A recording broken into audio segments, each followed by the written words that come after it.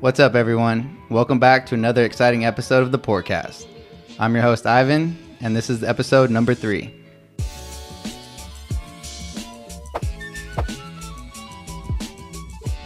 Today, we have a phenomenal guest who embodies the essence of versatility in the industry. He's an aspiring comedian, a social media influencer, a seasoned downtown bartender, a liquor rep, and a part owner of a local Santa Barbara Rosé wine company. This person truly wears many hats, and we can't wait to discuss their incredible journey thus far. Our guest is no stranger to making people laugh, both on stage and through their engaging online presence. As an aspiring comedian, they have been honing in on their craft, delivering laughter to audiences far and wide. And when they're not cracking jokes on stage or on social media, they're slinging drinks as a downtown bartender, creating another dynamic of entertainment and adding to the nightlife scene. Beyond their comedic talent and bartending skills, our guest also makes waves as a social media influencer, captivating followers with their unique brand of humor and sharing insights into the industry they love. As if that weren't impressive enough, they're also a liquor rep and a part owner of a rosé wine company, adding a touch of elegance and sophistication to their repertoire. With such a diverse background and expertise, our guest brings a wealth of knowledge and experiences to the table. Today, we have the privilege of diving deep into their story, exploring their challenges they've faced and the victories they've collected, and the lessons they've learned along the way. So my friends, get ready to be entertained, inspired, and enlightened as we embark on a captivating conversation with our multi-talented guest, my man, Brian Saldivia, the champagne poppy himself. In the flesh, blue checked. Jesus, He's man. made it. You make me sound so incredibly talented. I wanted to give this guy a good introduction. I appreciate your time, and I appreciate you joining me for the podcast, dude. bro. Cheers to that, brother. Cheers to that. Cheers. We're vibing. We're big vibing right now. Cheers. I was going to say, you brought a tear to my eye, man. There you go. This is my man right here. I wanted to give him a good introduction. He's taking out the time to join me, and I really do appreciate that. Dude, all the pleasure is all mine, dude. This is something I've always wanted to do, and it's something that I always enjoy doing, especially when it comes to helping friends and homies out and pursuing what they truly want to do, which is, entertainment and, providing value in this world. Because, I think a lot of people think they can't do things like this. And I think all it really takes is honestly just getting out of your comfort zone and just jumping right out and just saying, screw it. I'm kind of over doing what I've been doing, sitting in this office, working for this person. And all it really takes is that initial first push, or, there's a catalysm, or some might say a breakup. But you don't say. You don't say. But usually it takes something. And then I'm very glad that you found your reason to do this, because I think it's going to be a really cool thing for you and for the people you bring aboard. So I appreciate you, man. Again, this is awesome for me. Again, it provides value both ways. It's something for me to grow as a person, but I'm very honored to have interesting guests on that are accomplished and are actually working towards something. So for me, I reconnected with Brian when I moved back to Santa Barbara a few months ago, and ran into him a couple times. So I felt like it was kind of serendipitous in a sense of like, maybe I need to connect with this guy. But we hung out a couple of times and had some really good conversations. Yeah. And I think honestly, we're kind of on the same level with what we're trying to accomplish or what we're striving for. So it was refreshing for me to hear. I don't hang out with a lot of people. I'm very particular with who I hang out with, very selective of who I spend my time with.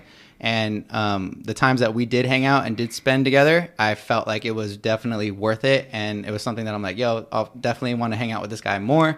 I feel like we are kind of, again, going for the same things, trying to achieve the same goals. So my thing is surround yourself with people that are like that. And totally. I mean, you know what I mean? Like if my friends aren't about that, they're on to other things. That's great. We're still friends, but I probably won't be hanging out with you that much because my goals and what I'm trying to achieve is kind of elsewhere. I'm not into just hanging out anymore. Yeah, I 100% agree. A lot of what happened with me and what's going on with me is I've always been kind of a person that had a lot of friends or thought I needed to people please. And that's kind of like, it stems from just like not having like a solid like family. And so my friends were my family. Mm-hmm. So I mean, just to jump into like a backstory of like how I am the way I am, it relates to everything because I try to like be that entertainer, make people laugh, make people like me. I try to do everything just because I didn't want to like lose people. And then as I got older and people left my life to pursue their own things, it made more sense because I felt that abandonment and like whatnot and all the trauma and all whatever you want to call it. But I didn't know what it was at the time, other than I thought I needed to be more and more and more. And so I got more crazy and more extra. And it got to the point where I finally got old enough to realize like, oh, like you can just do your own thing and like it doesn't matter. Like and people will still be your homies and still be your friends. You can still be close to someone and not talk to them for a year and like it's okay. And then once you talk to them, it's like no time has passed. And that's cool and that's beautiful. It took me a while to get that, but to reiterate back to what you were saying, like I also want to be around people like that and that energy, because it's kind of tough to do that like alone. It took me years and years to figure out how to even get to this path, and that was just me stumbling forward and being like, all right, well, can I still like go out and party and be a social fucking butterfly and also still work on comedy and put out content that makes because that's what I want to do. But like none of my friends really want to do that, and they don't really, they enjoy to consume that content and they love when I put it out. But it's hard to do it when you're constantly like socially drained and hungover and, but I've slowly but surely gotten to a point where I know what I need to do. And it took 32 years, but fuck it, man. We fucking, we figuring it out, It is what it is at this point. And at least we're on the right path now. Exactly. I was going to say, it's just funny to hear you say that, because I truly think that we get to a certain point as men or as individuals, whatever, just everybody, you grow. And downtown is not the scene. It's fun, but it's not the scene. We start to go, okay, well, there's got to be more. And Santa Barbara's a little tricky. I moved away for 3 years, and then I came back, and I loved it. I mean, I came back when I was still gone for those 3 years. I'd come back every week, but it's different because Santa Barbara is completely party central. Like it's all about partying. It's all about musicians or people downtown scene, like who's coming into town, who the DJs are, and cocaine and cocaine and drugs and it's fun. It's fun. Don't get me wrong. But I was gonna say it's kind of like a limited time thing. Like, okay, I'm not 22 anymore. I'm not 24 anymore. Like there's got to be progression in life. And I think that where we're at is you start to see who's stuck in the downtown scene and who's trying to go for more, because again, you kind of go, okay, I can only go downtown every week and drink so many drinks and see the fucking same people and do that. You know what I mean? Go to the same places. Like it just gets repetitive, and you go, okay, like this can't be it. And then going to our jobs, like I'm restaurant, you're restaurant. I'm very grateful to be at where I'm at, but I have been a bartender and I don't want to be a bartender for too much longer. I think it's time to expand. I think it's time to progress. I think we've kind of had our time here. So I'm happy to see that someone else who's going for more, like we kind of connected again. And I think that this will be something good. Yeah. To touch on what you said about Santa Barbara and the scene, and, I think it's everything you said and more. It's like that. It's a lot of, at least coming from both of us, coming from the restaurant bar industry, especially when you work and party in that, and we're not shy to both working and partying, so it's like work hard, play hard. We get to see the good and bad of that, and there's a lot. Every time people come into town that don't live in Santa Barbara, and people like friends, they're like, dude, this is like what you do, like this is like how it is. And I'm like, unfortunately, they're like, this is awesome. And I'm like, no, it's not. And I'm like sad and my eyes are baggy and I hadn't slept in 3 days. And they're like, what? And I'm like, because it's just too easy. I'm like, you can just take a 7-minute Uber anywhere. You can leave your car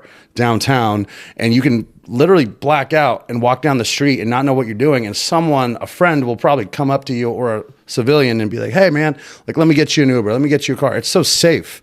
And so that's cool, but it's also hard because everyone gets so comfortable in that environment because they just drink and have fun and everything's so accessible at all times. You have the mountains to your left, the beach to your right, and every bar west of the Mississippi, I think we have the most restaurants and bars per capita just on the west of the Mississippi. So everyone's constantly saturated by food and drink. And that's like, we don't have sports teams and whatnot. We don't have anything big going on entertainment wise.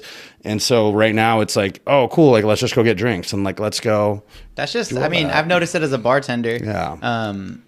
it doesn't matter where you go. I worked in Malibu and I worked in Thousand Oaks and I worked in Santa Barbara. Doesn't matter where you go. There's a certain cycle, and I know people are aware of it, where it's the Monday through Friday cycle where, oh shit, it's Monday, kind of sucks, I got to go back to work. Oh, it's Wednesday, so it's halfway through the work week. I'm going to go out for a happy hour, going to meet my friends because we're halfway there. Then it's Friday, it's time to party. Fuck yeah, thank you so much. Saturday I get to party. Sunday I'm hungover or brunch. And then Monday, it's the same cycle. And so as a bartender, I just see it because I see the same people come in at the same times. And like they go, oh, you're working. Like, I know your schedule. I'm like, yeah, I know your schedule because I'm here serving the drinks. You're here drinking the drinks. Like, right. Again, like you said, it's too accessible and too easy. So I'm going, I don't want to be part of that cycle. And for the restaurant industry, it's a little different because our days are Monday, Tuesday. We work all weekend, and when we're finally off, like Sundays are Friday, we go out Monday, we go out Tuesday, and that's cool because we're all industry. So whoever's going out, it's like those are the homies. We know them, they're cool. But I'm going, yeah, that's kind of a fuck cycle too, like because it's too easy, it's too fun, and then you go, fuck, what did I do? I spent money, I drank, I kind of was just like, I didn't do anything productive with my time, other than work out maybe. I was gonna say, but I agree, and I also think like when you're younger, I guess that's like totally okay. And like, you know, if you're still doing it, you know, it's whatever you are. If you're happy doing that, then fucking go ahead and do it. No one's going to stop you. Like no one's going to tell you that's like this, but like coming from where we're coming from and like from a wanting more aspect, that shit gets old. And like, you know, there's like those people that are still working at these places and career bartenders and whatnot. And like, I'm not looking down upon that or saying that's a bad thing. Cause obviously I still work in the industry and I still like bartending. I love bartending in a way because it's carried me this entirety of my adult life and it's paid the bills and it's gotten me a lot of money quickly with a lot of low effort. And, you know, it's just, but I think what I exchanged in that is like probably healthy relationships and healthy like behavior patterns and like, you know, quote unquote normal life. I started staying up way later and, you know, started dabbling into drugs way harder. And that stuff is hard when you try to get more out of yourself. And then you slowly have to, you know, start building better habits. And like there's not really like a place where you can just be like, hey, like, I just like want more, like, cause everyone else around you's stuck in the middle of it too. And then all the people that work in like tech and all the other, you know, other jobs, quote unquote, again, normal, corporate normal. But like, yo, they hate their lives too. They fucking hate their their lives. They don't give a shit. Like, and I think that's bullshit too. So it's like, I'm not one to look down upon anything, but I do know that I personally, and I know you personally feel like I want to change. And then, so I don't want to spend my Mondays like blacked out and doing that because right now, like I'm at the point in my life where I'm like low key just jaded. Like I don't give a like, when it's Monday, I hide away from the world. Same. Like I don't fucking Hermit talk to style, anybody, bro. Hermit style. Everyone pisses me off, and it's like I gotta get paid to go out and deal with you guys. When it's my time, I'll fucking be on my time and I'll do what I want to do. And I know it's because of like the service industry, and I know that's like because I've worked at really easy, cool jobs in like wineries and whatnot, and you know I work at a really chill bar and distillery now, even and like. It's not busy and it's not even that bad, but things will just set me off and make my blood boil just because of how, I guess, jaded and burnt out I am from the years I've spent constantly serving. Like at the end of the day, serving and bartending, like it's in the word servant. You're a servant. You're a servant. You are someone who's like providing a service, bro. Exactly. Yeah. And so, and when people talk down to you and belittle you after years upon years, and then you lose like quality of life because you're just closing, you're missing out on events and you can't go home because, you know, your shitty restaurant manager is like, well, we're understaffed and you know, all the classic. Can you come in early? Can you come in early? Like fuck off, you bro. have like no time. And it's like, isn't that the whole reason why I got this job is because I wanted flexibility? Exactly. Yeah. And like somehow that became the hardest thing in the world because I never saw my mom at all. And I had all this money, but like I somehow never got to leave because all of these things go to seniority and da-da-da. So I was like, wait a second, this was fun and all, but like, and I got a bunch of free booze, but like also like, where is the next step? Like you become like a liquor rep or you open your own bar maybe, but I don't know. Like that's not exactly where I thought I was going to end up either. So I kind of was always like, well, I'll figure it out until I do the comedy and I'll, you know, something's going to happen. And then you got to realize like nothing really fucking happens if you don't do anything. So you can think about all these things and want all these things to happen. But if you're making 0 steps towards that goal, then guess what? It's not just going to happen. No one's going to come knock on your door and be like, hey, I'm here to change your life life, Brian. I see your videos you post on your story every now and then. Those are funny. Here's a fucking TV deal. I'm gonna shout you out. I'm gonna get you some endorsements. Or like sometimes people think like I'm gonna be working at this restaurant or like, you know, whatever, and I'm gonna meet the right person and it's gonna change everything. And I'm like, I've worked at every kind of spot, and you know, that's like really not totally the case. It's not the approach to use either. I'm gonna wait. I'm gonna sit and wait, and then something's gonna happen. And like you said, no, it's about action. It's literally about action. Without action, I mean, there's no like result. Like it's just also, it's like, you know, like you can manifest and do all. And I believe, for the record, I believe in manifestation and the angel numbers. Same. And 444. I like all that shit. I fucking get it. But I also understand there's a balance between like manifestation and taking action and doing something. So I've been eating my own words for a long time, many years, and I would talk and talk and talk about comedy and content, and I'm going to do this, I'm going to do these things. I was a guy who was all talk, and you know, after a certain amount of times and how many after parties and blackouts and cocaine benders in a kitchen that you can tell someone your plans and goals. And I know everyone knows because I've probably had one of these talks with every single person at some point. At a late night. At a late night. Late night afters, So, the afters, bro. It's always the afters. And they all know what I was trying to do. So when I started doing comedy, and it's something that's not just like, oh, I'm working at this place or blah, blah, blah, blah, blah. It was something that everyone knows I've been talking about for so long, and it aligns with our goals and who you are as a person. Like we talk about alignment and like you doing what you want to be doing, and like people can see that. I feel like you can see passion. Like when you're up, like when I'm up on stage or when I'm posting about when I'm on stage, like I get a lot of positive feedback from people, and it's been like so built up that people are like, I want to come see you. I want to like, you look like, you know, you're having a great time, or you look great, you know, blah, blah, blah. And so when you're living your alignment and your passion, then guess what? Like you're going to like look better. You're going to feel better. You're going to be generally more happy. And so I wasn't happy for a long time because I wasn't doing that. You know, I was drinking and escaping problems and jumping into relationships. And, you know, I realize now that it's all been a placeholder to stop me from really doing what I needed to do. It's all been an excuse. Distractions. I like to call them distractions. Because exactly what you touched upon is like it comes onto you in a sense of like where your priorities are at and where you want to focus your attention and efforts. Because again, I can go downtown or I can go work on the podcast.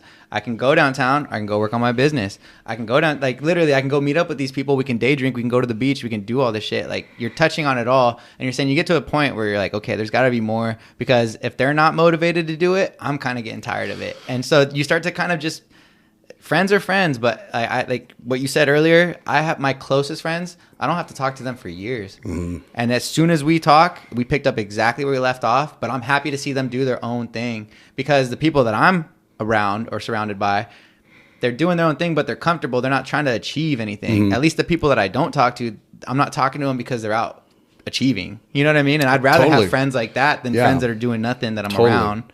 Yeah, and it's motivating to see like when you don't talk to someone for a while, and like, you know, and it's like when you talk to them or you catch up, or even like if you have social media and you check in, and it's not even about comparing yourself. It's almost like I use it. You can take any moment and use it and take it for what it is. Like you could see someone doing these things and be like, comparatively, I think I should be at this level. I think I should be, you know, on this trip. I should be the one getting engaged. It's too late for me. Everyone has these rules and these things that they think that should be where they're at right now. And like, I'm also like, no, like as much as a part of society tells you that, like it's not. Like you write your own rules, you write your own destiny. Whatever's right for you is right for you. And like if that means, you know, backing away from people and like focusing on things like the podcast or, you know, your content, and like putting things out and like cutting out people, cutting out family, even not necessarily you have to, but like focusing just because you can give more to these people once you're doing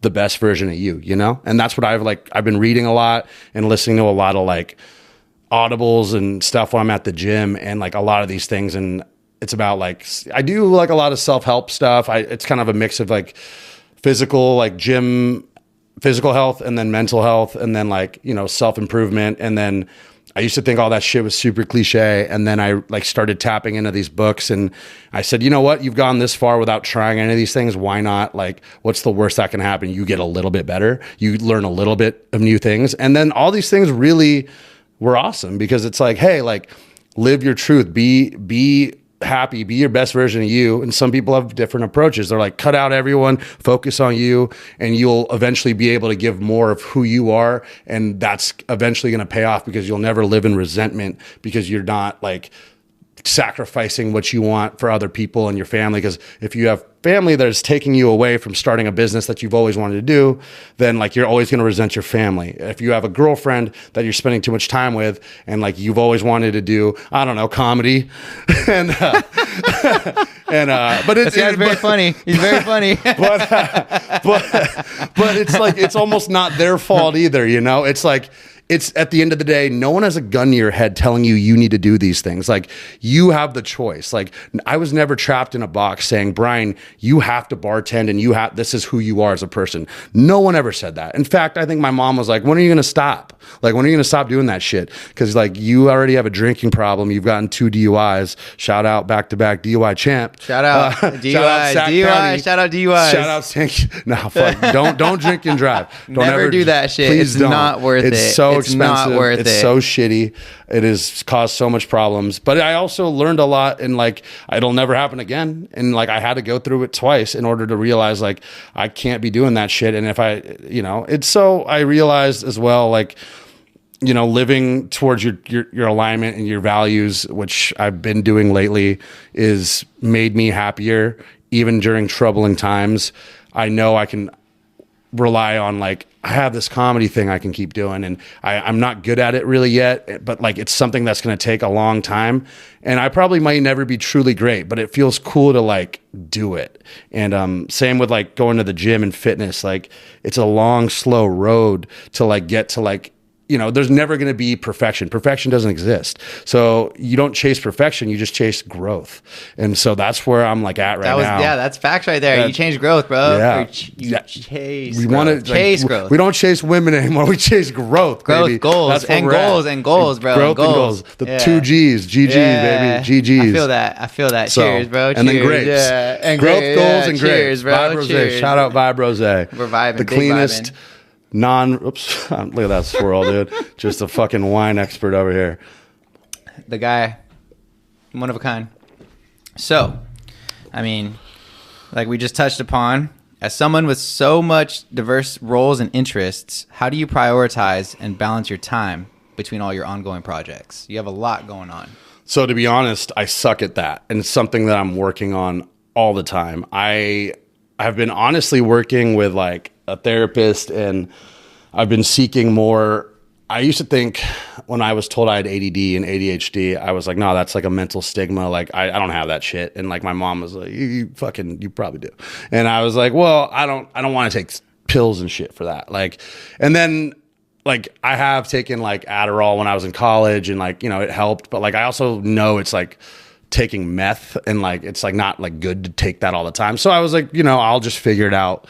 And so as I've gotten more serious about prioritizing, you know, work, comedy, and like this wine venture, and like being way more organized about like sales and all that stuff, and like I have lists. I make lists now.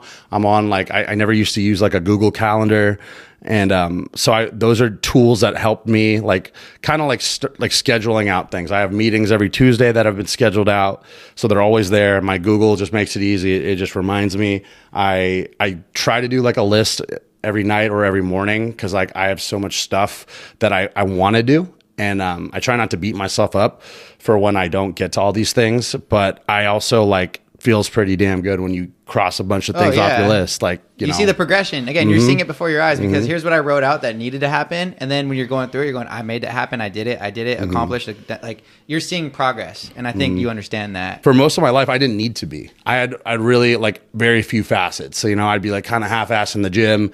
I'd be at work, and like, you know, all I got to do for restaurants and bars is put on a fucking dress shirt and show up, and like not be so haggard, you know. That it's a very low and like barrier to entry to like get shit done. Low and effort. then it's low effort. Yeah. So like it didn't demand much of me in my life. But as I got older and cared about more shit and wanted more for myself, I'm starting like, you know, talking to this therapist, and she's like, get these lists and get these scheduling things that I'm not good at. You know, I've had friends, I've had relationships that I've asked other people, like, how do you do it?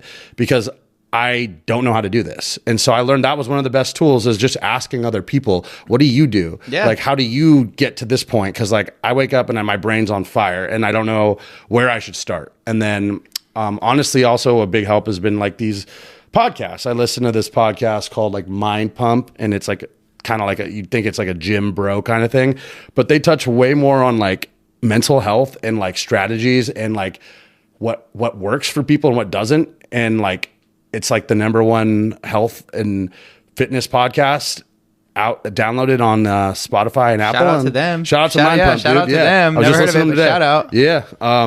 Yeah. I've learned so much in like the few months that I've listened to them, and like how to like strategize your day, because they're like, you're going to have, for example, like less energy and less focus if you have like a big workout day and you do that first. It's going to physically take a toll out of you mentally too. If you have like a heavy leg workout and do heavy squats and then have to go do like a podcast or like something that demands like physical, like your effort, it's going to be harder to do. And I've noticed that. So I try to plan my days around when I'm not like having a heavy workout or a light day. I can do like more things like write and like plan or like organize my life, because I'm just like kind of like a tornado, like just spinning around. Like my room is always a fucking mess. My brain is always popping around. I asked my fucking doctor for Adderall, and she's like, no, I want to give you Lexapro. And I'm like, what? I'm not depressed. And she's like, well, it helps. I think it's your anxiety that's stopping you. So I don't know. Like, there's things that I'm trying now that I've never tried in 30 years. So to be honest, it's like a little bit of all those things, but we'll see. Like, we'll see what helps. I think right now, like just having a calendar that gives me little alerts, and then waking up in the morning writing lists have been better than me just free balling what I was doing. Freestyling the day is cool, but like you don't get a lot done. No. You gotta have it structured. And if you think back, this is one thing I take away from school. I fucking hate school. It's just me. I hate Same. school. I was very smart. I'm good. I can do it, but I fucking hate school. Uh-huh. And I would say the one thing I took that I think was very important was the agendas. When you'd write your homework assignments down, or write down what you're supposed to do and the due dates, and say like, oh, like here's the weekly planner, and like, oh, this is due on this. I don't know if you did that, but I did it. And I was like, I use that shit more now than I did then, but it helps me more now because the lists and what I got to get done. Even in my room, I have a calendar, like the wall calendar, where you write, you know, the month and dates. Yeah. Like, okay, here's my work schedule. Here's my events. Here's the podcast. Here's what's going on. Like my whole week. If I don't know like what the hours are in the day, at least I know what needs to happen today. Mm-hmm. I have it written down on that like calendar. Okay, boom, podcast today. Okay, boom, Poor Choices meeting today. Okay, cool. Here's my shift from 3 to close. Like everything in my day is on that list. I think everyone needs to find what works for them. I had one of those, and I still have a whiteboard sitting in my room, and I used it for a while, and it worked. And then I got out of rhythm, and then like the gym. It's like going like not going to the gym. You're like, yo, I was doing so well, and then like that couple days kind of kills you. Exactly. So I kind of like, as you said that, I just thought about that. I'm like, having that whiteboard planned out month helped so much, like, because I'd wake up and I'd look at that and know what my day looked like, and then in between that day I know what I can and can't do, and then it comes down to like prioritizing what's truly important, because the problem with me is, and I think a lot of people have this problem too, is like I don't like to do the hard things, like, and then everyone's like, oh, do the hard things first, like get that out, do the things you don't want to do. Because like for me lately it's been writing and journaling, and I picked up journaling, and because I'm just a self-help guru now, and like that's what I do, and I've been writing a lot, and I sometimes got to a point where I like was like, I don't feel like fucking writing anymore. So I would put it off till the end of the day. And then it turned into like, maybe it's just not going to happen today because I don't feel like writing at night. And then it became, I'm just skipping days. And so I realized, shit, that's something I should probably do right in the beginning of the day. Yeah. So I'll get it done. And it didn't, out of the way. You do it while you're fresh. It's one less thing to worry about. And it's not even that hard. It's literally 5 minutes, 10 minutes maybe. And it doesn't physically, like, it's not like going to the gym. Like I can dedicate an hour of labor of like physical effort. Correct. I'm not sweating. I mean, I don't know what I'm not writing telenovelas. You know, you're mentally sweating. I don't want to do that. I'm mentally sweating, but that's what's cool. That's another tip. It's just like do that. It's another cliche thing that works. It's like do the shit you don't want to do first. Like, and it's also with me, like I fucking hate doing laundry, and I fucking will put that off till the very end, and then I still barely won't do it. But I was like, I tell myself, you don't have to do all the laundry, but you can fold like 10 pieces of things and then you can go to the gym. Cause I'm always like, gym's priority. And then I got to get to work. I need to go to Costco. I need to do this. I need to go to the bank. All these things are like always going to be priority. And I realize that every single day they will always take service if I allow it. So if I keep doing that, then all those other things will never get done. So it's like, it's not that those things are not important. It's just, you also have to like almost trick yourself and your psyche to be like, all right, maybe today, instead of like going straight up to the gym, you go and do this or go to the bank, you need to like do this instead. Like trick yourself. Change like the order. Exactly. And that's like not having a routine sometimes can also be beneficial. And like, even though a routine is obviously really effective, I think you get stuck in those things, and then if you don't stick to those routines, people beat themselves up. So I think again, there's a distinction here, and I agree with you 100%. Routines and habits. You have the habit of going to the gym, but you don't necessarily have to have the routine of going at the same time every day. Exactly. You know what I'm saying? Like going to the gym is a habit, so that's a good habit to have, and it's a good habit to keep. But again, I don't need to go every day at 7 and prioritize that, because if I do, then I'm not able to get the other shit that I got to get done. It took a lot out of me. I'm not able to focus. So maybe I got to do this before I go to the gym. And like you're saying, kind of changing up the order of it, I agree about. You have to be open to being fluid. And it's like, it's all about being adaptable. Like, and it's like something that I'm also working on that I think people have they struggle with. It's like, hey, just because I can't like make it to the gym at the time that I always want to, which is always preferred in the morning because ain't no one there. But like sometimes lately I've had to, just purely because I've had a meeting or I wake up late and I want to sleep in a little more. So all I have to do is wake up, shower, go to work, and then I basically have to go to the gym at, the peak hour, 6 o'clock. It doesn't happen often, so I tell myself now that. You know where to find them. They all know where to find me. At what time? 6:30. Everyone go at 6:30. Mad Fitness. But shout out. I realize, like, if I don't make it at the times I want, it's okay. It does suck. Don't get me wrong. It kind of throws off your schedule. It does, but you also have to learn how to adapt to it and not beat yourself up, because then you'll just be like, oh, like, I'm a failure. And then you get in this negative mindset. And like, we're always trying to like get in like a better mindset. And so I've gotten better at that, which is cool. I've lately been like, cool, like I can't make it at this time. I got shit going on that took priority. Sometimes sleep is the fucking priority. And I'm bad at sleep. I'm good at a lot of things. I'm bad at sleep. People if that know. Makes sense. People know I'm bad at sleep. I'm bad at sleep. So anyway, yeah, that's what I think about all the prioritizing. Look at this guy. He's got places to go. He's checking his watch. What time? Look at this guy. He's got his fucking. Time. It's Apple Watch. So we're making sure the rings are closed. The fans want to know. All right, he's making me laugh. Anyway, what inspired you to pursue a career in comedy and social media influencing?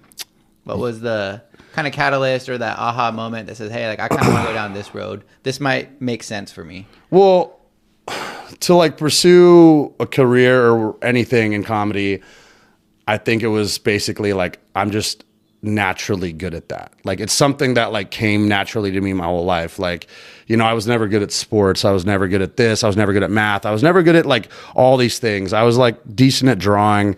But the through line of my entire life, I lived in Portland, Oregon, then I lived in Davis, California, and then I lived here in Santa Barbara for the last, 11, 12 years. And every single person I've ever encountered has been like, oh, you're funny. Like that's across the board. And it's been always like a thing from when I was a childhood. And it's like, it's something that is natural to me. It came naturally. I don't force it. Yeah, sometimes my jokes don't land, and people know that. And it is what it is, bro. Again, different strokes for different folks. All be bangers, you know. Yeah, Every joke can't be a banger. And like, you know, even Kobe and MJ missed a couple shots. You know, they didn't win every championship. I wouldn't say I'm the Kobe or MJ of comedy, but you know, I'm in my rookie season. Yeah. But I was good at that, and so I realized also when I got older that it's like you got to like lean into the stuff that you're good at. Don't go against the turbulence. Don't go against the grain. Don't pretend you're this math whiz when you clearly don't like math and you're not good at it. So why bother? Why don't you lean into something that you're good at? And it's like a passion. It's the whole follow your passion, and the rest will come. So, but I also realized in the beginning that there wasn't a lot of like money in comedy. Like there isn't like a career that you could just, there's no school you can go into. It's a very weird kind of thing because you people that go into comedy usually don't make any money until you really make it. And then you're doing shows and even still you're not making a lot of money. I have friends that are doing that, and it's taken so long. It's getting till now. I'm 32. I've watched them do comedy for the last 10, 11 years. They're doing pretty well, but like it's nonstop, full on grind, move to LA, go to New York, just be all Traveling. About it. Pretty much also like not have another job.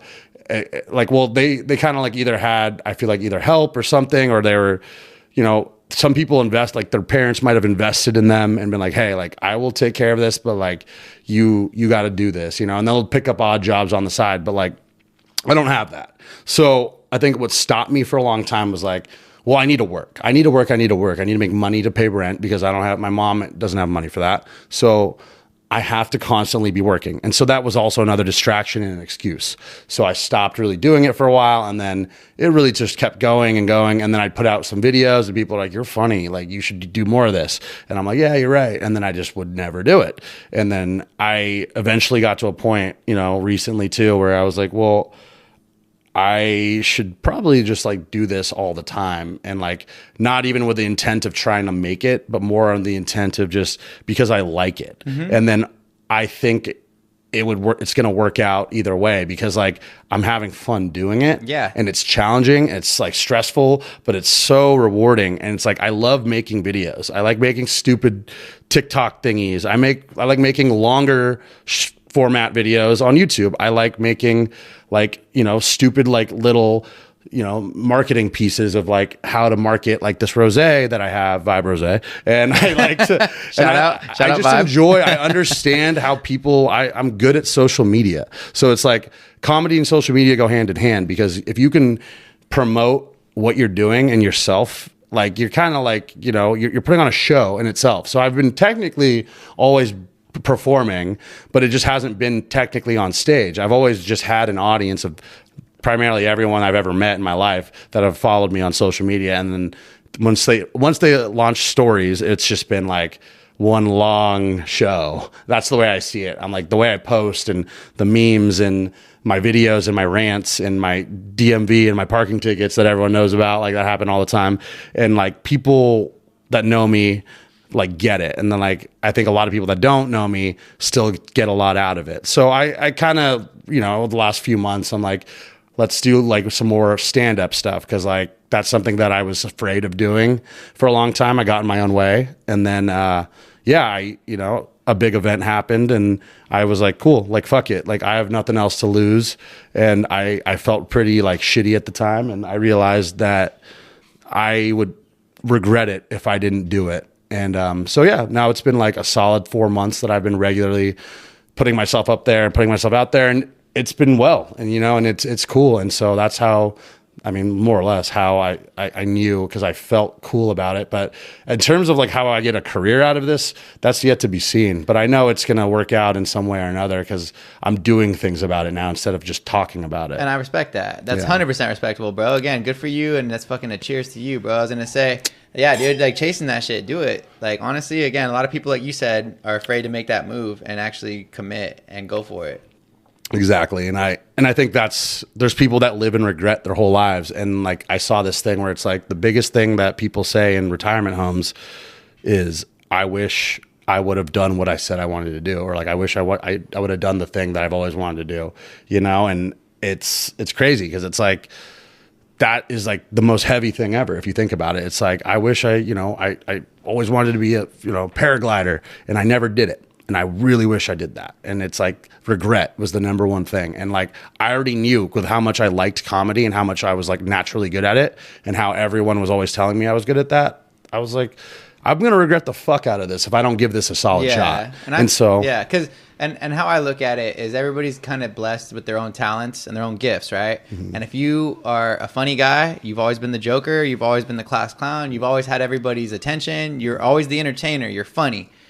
If you kind of fuck that off and just don't use it or utilize it, you're like, okay, cool. I'm like 50 years old. I'm 60 years old. I worked in the construction trades. I have a good family. We barbecue, and I'm funny at all the family barbecues, but like, I don't know, that ain't shit. You know what I mean? Mm-hmm. Like, again, I'm like, your potential was so much more. You could have been on stage, like you said. You could be achieving bigger things.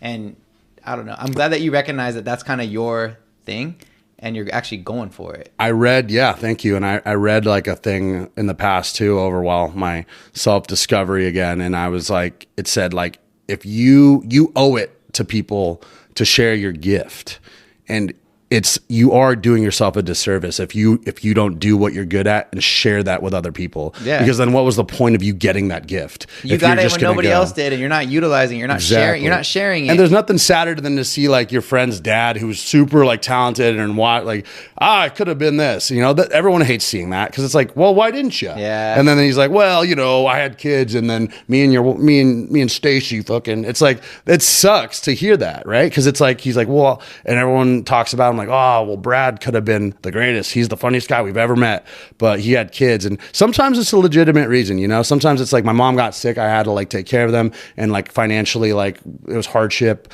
But like a lot of the times it's like a spouse or like the kid thing, or like, I just got the promotion at work and it was a safe bet, so I'm just going to stick it here at my fucking enterprise rent-a-car job and just, keep the money. And my parents would never be upset with me because I'm making money. And I'm like, you know what? Fuck all that, dude. My parents already hate me. So I'm like, what else can I do? I'm the perfect storm of like, what can go wrong? So it doesn't matter anymore. Like I was thinking about it. I'm like, nothing can really break me anymore. I can't, whose approval am I living for except my own? So that's where I'm at. That goes back to talk about what you're talking about, the people pleasing. And you're like, yo, it's not about the other people anymore. Like, I kind of want to live my own life. I've been doing it that way for a while, which is high school, middle school, college, jobs. Like, I've been living the fucking constraints, and I'm over that shit. Like, I just want to do my own thing, and hopefully I can figure this out and make it profitable, because I think me and you are on the same path to financial freedom, which is other freedoms. Yep. You know what I mean? And so like, and achieving that is way more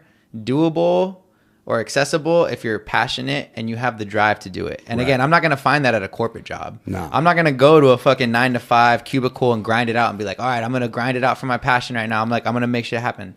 No. It's kind of, again, right now we're not making money. I'm making jack shit with this. I'm making barely anything with my other money.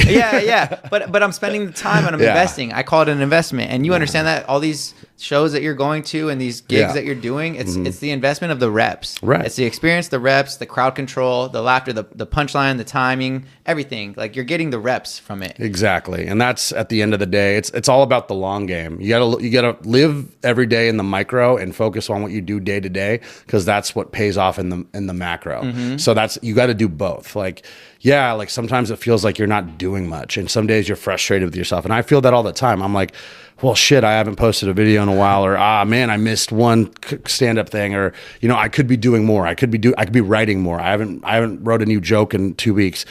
But like, at the end of the day, like, as long as you're moving that dial, then that's okay. Because you're like, it's like, you're so new to these things, like you are with this content, like creating this podcast, and me with like going on stage and like content creation. Usually, since I'm not doing it for anyone other than myself, I don't have a schedule. So, but sometimes I feel like maybe I do need to, because I do know, like, that's like a way to like really, really take it seriously and make it, is just to be posting more and more and more. Consistency. It's very big. And like, again, it takes it's like mentally draining, because you're like, fuck, I got to post again. I got to do this again. I got to stay up to date.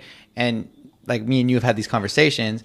it's not about consuming, it's about producing, creating. So producing and creating and being on a schedule, like, fuck, I haven't posted today. I should probably post something today. Fuck, I should probably post something just to be up in the feed or just to be consistent. That's why I post a meme I just throw I throw the dogs a bone. But I feel it, dude. It's a different time now, but you understand like the rhythm, the algorithm of it, and say, okay, fuck, to be up on it, to be where I want to be at, I got to do the things that I like other people are doing, and this is something that they're doing is consistency, posting, like.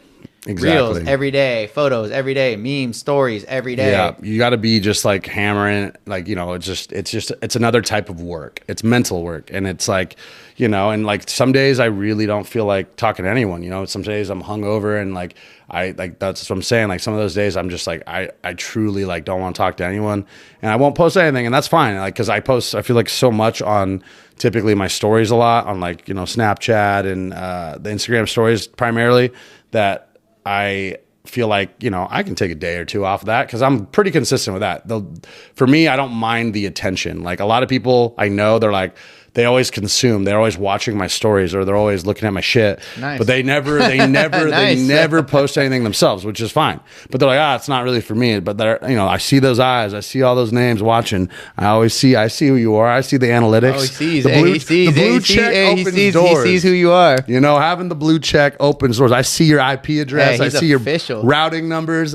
I got everyone's numbers on deck. So I'm draining everyone's bank account and I'm not buying Bitcoin. Keeping the attention, keeping the views. 100%. So, but yeah, it's just another type of work. And, you know, I know it's one of those things that's like about, once again, it's the theme is doing it. Like talking about it is different than doing it. And as long as you're doing it, then I think you can't really beat yourself up. And if you're doing better than what you were doing, which I think we both are, then I think we're still in the right place, regardless of how many, sometimes you're like, I should be doing more.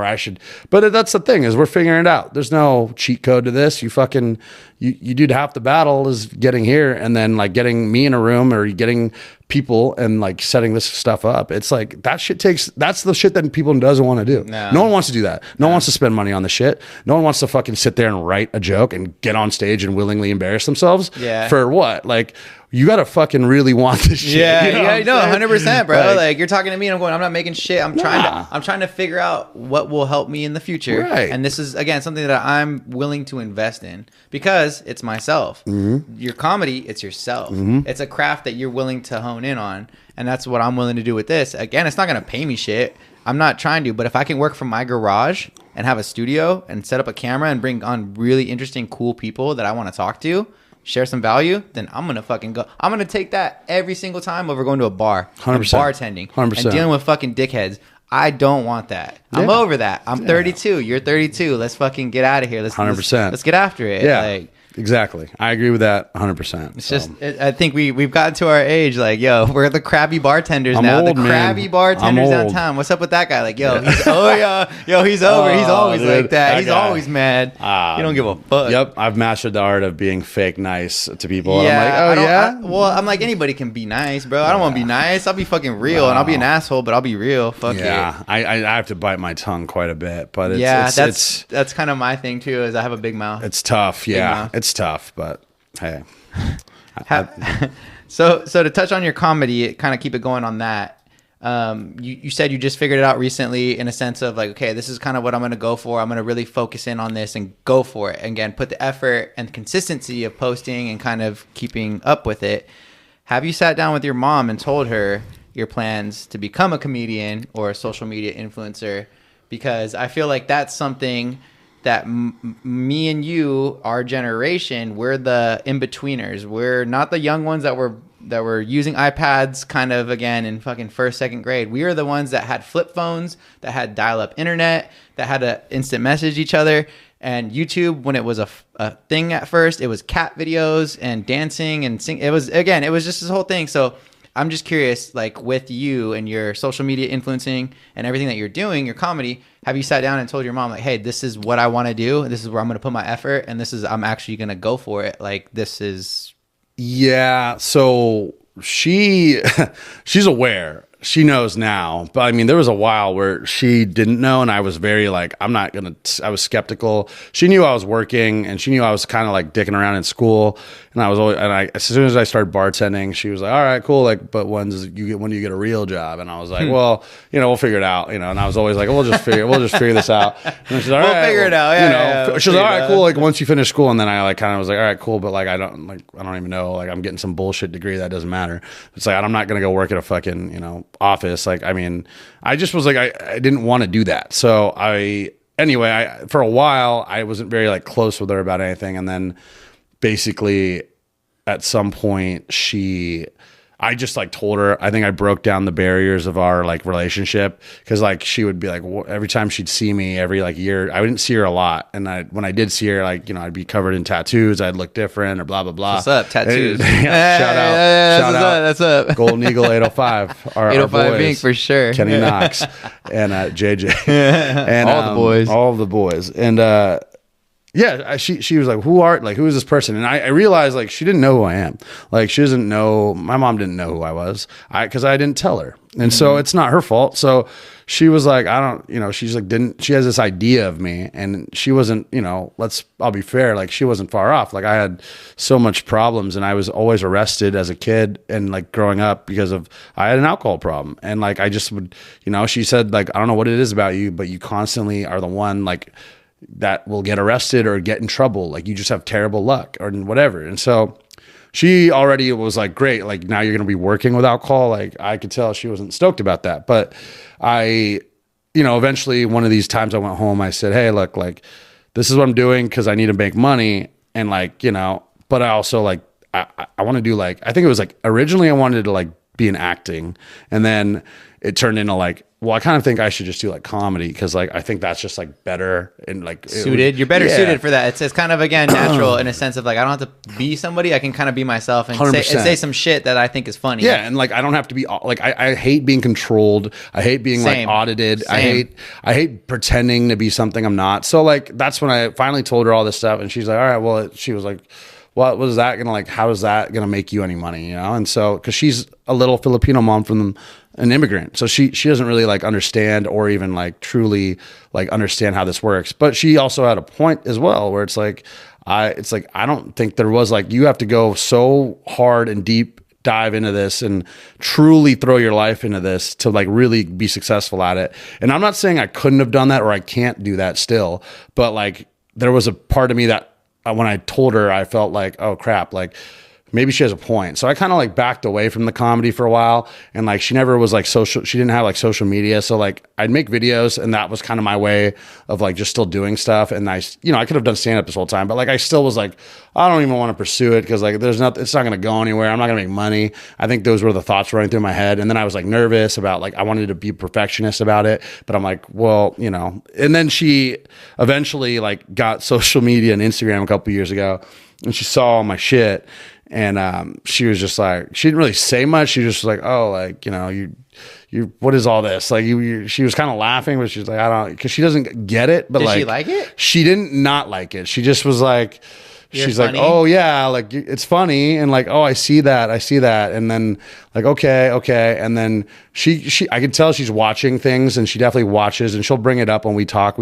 She calls me like every Monday, and so we usually talk every Monday, and she will bring certain things up, like, oh, like how is like the vibe? I saw you in the rain. I have a video where I'm just drinking the bottle in the rain in my t-shirt and swim trunks, and she's like, did you get a cold? Like she's just like, what is that all about? That's funny. And like, just like mom behavior, but like she's like, she now, like at this point in time, I mean, I'm covered in tattoos and I'm 32. Like she eventually like let go of the handle, and was like, look, like I'll be here for you, but like also like this is your life, do what you got to do, do what you want to do. Yeah, exactly. And that's also like after I got the second DUI when I was I was like fucking what the fuck? I was 20 something, mid 20s, 29.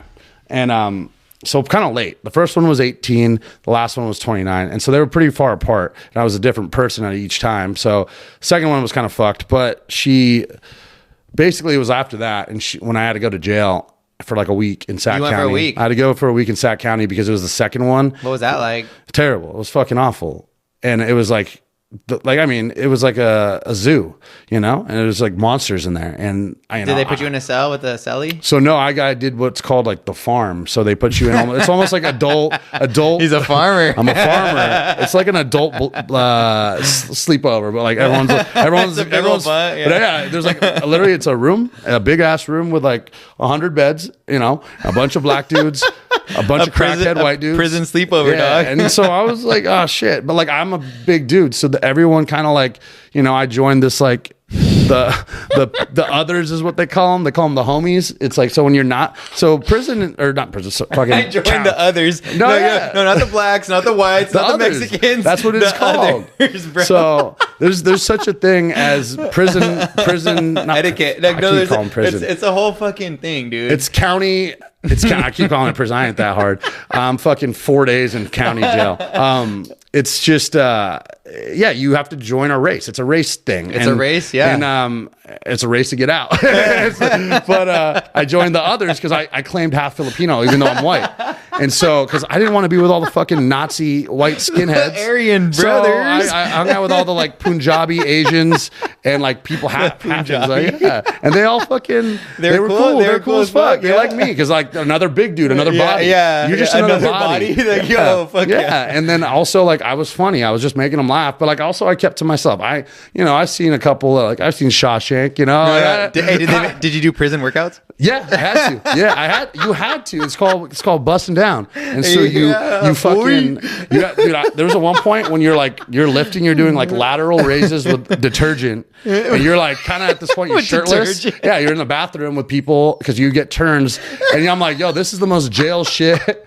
This is the most jail shit of my life. But you know what? Like that gives you so much credibility. Yeah. Like I'm like, yo, you're a fucking real G, dog. You're a real G. And we do push-ups with Bibles as like the, you know, with Bibles. Yeah, with the Bibles because it's like the perfect push-up thing, and so you get more depth. And dude, there's like a whole thing. I just like that it's with the Bible. Yeah, and it's not for that reason. It's just because it gives you the space. It gives you more depth to get lower, and that's all they have access to. But yeah, because you get a bunch of Bibles. So you're in there for a week. And I'm in there for a week. You were hitting it hard. I'm hitting it a little bit. Yeah, like it is what it is. I saw a fight. It was crazy, and then I kind of was like, all right, yeah. But it's like when you're in there, you're like, even though I had all these like tattoos and I kind of looked like I belong, like people were like, yo, I like your ink, da, da, da. And I have like black and gray, so people assume it's like prison tattoos Chicano and shit. Style, yeah. And then they're like, but you look at it, it's like, bro, like all this shit's like flowers and fucking like elegantly done, and like this shit like is like not. It's very nice artwork, but it's not hard prison tattoos. No. And so people were like, yo, what's your artist IG, bro? Like da, da, da. And I'm like, that's cool. Like I'll let you guys know. Ken Knox, shout out Ken Knox. But yeah, I made some cool homies there, but like it was just more of like survival to get out of there, and then like also like in case shit popped off, they have your back. And then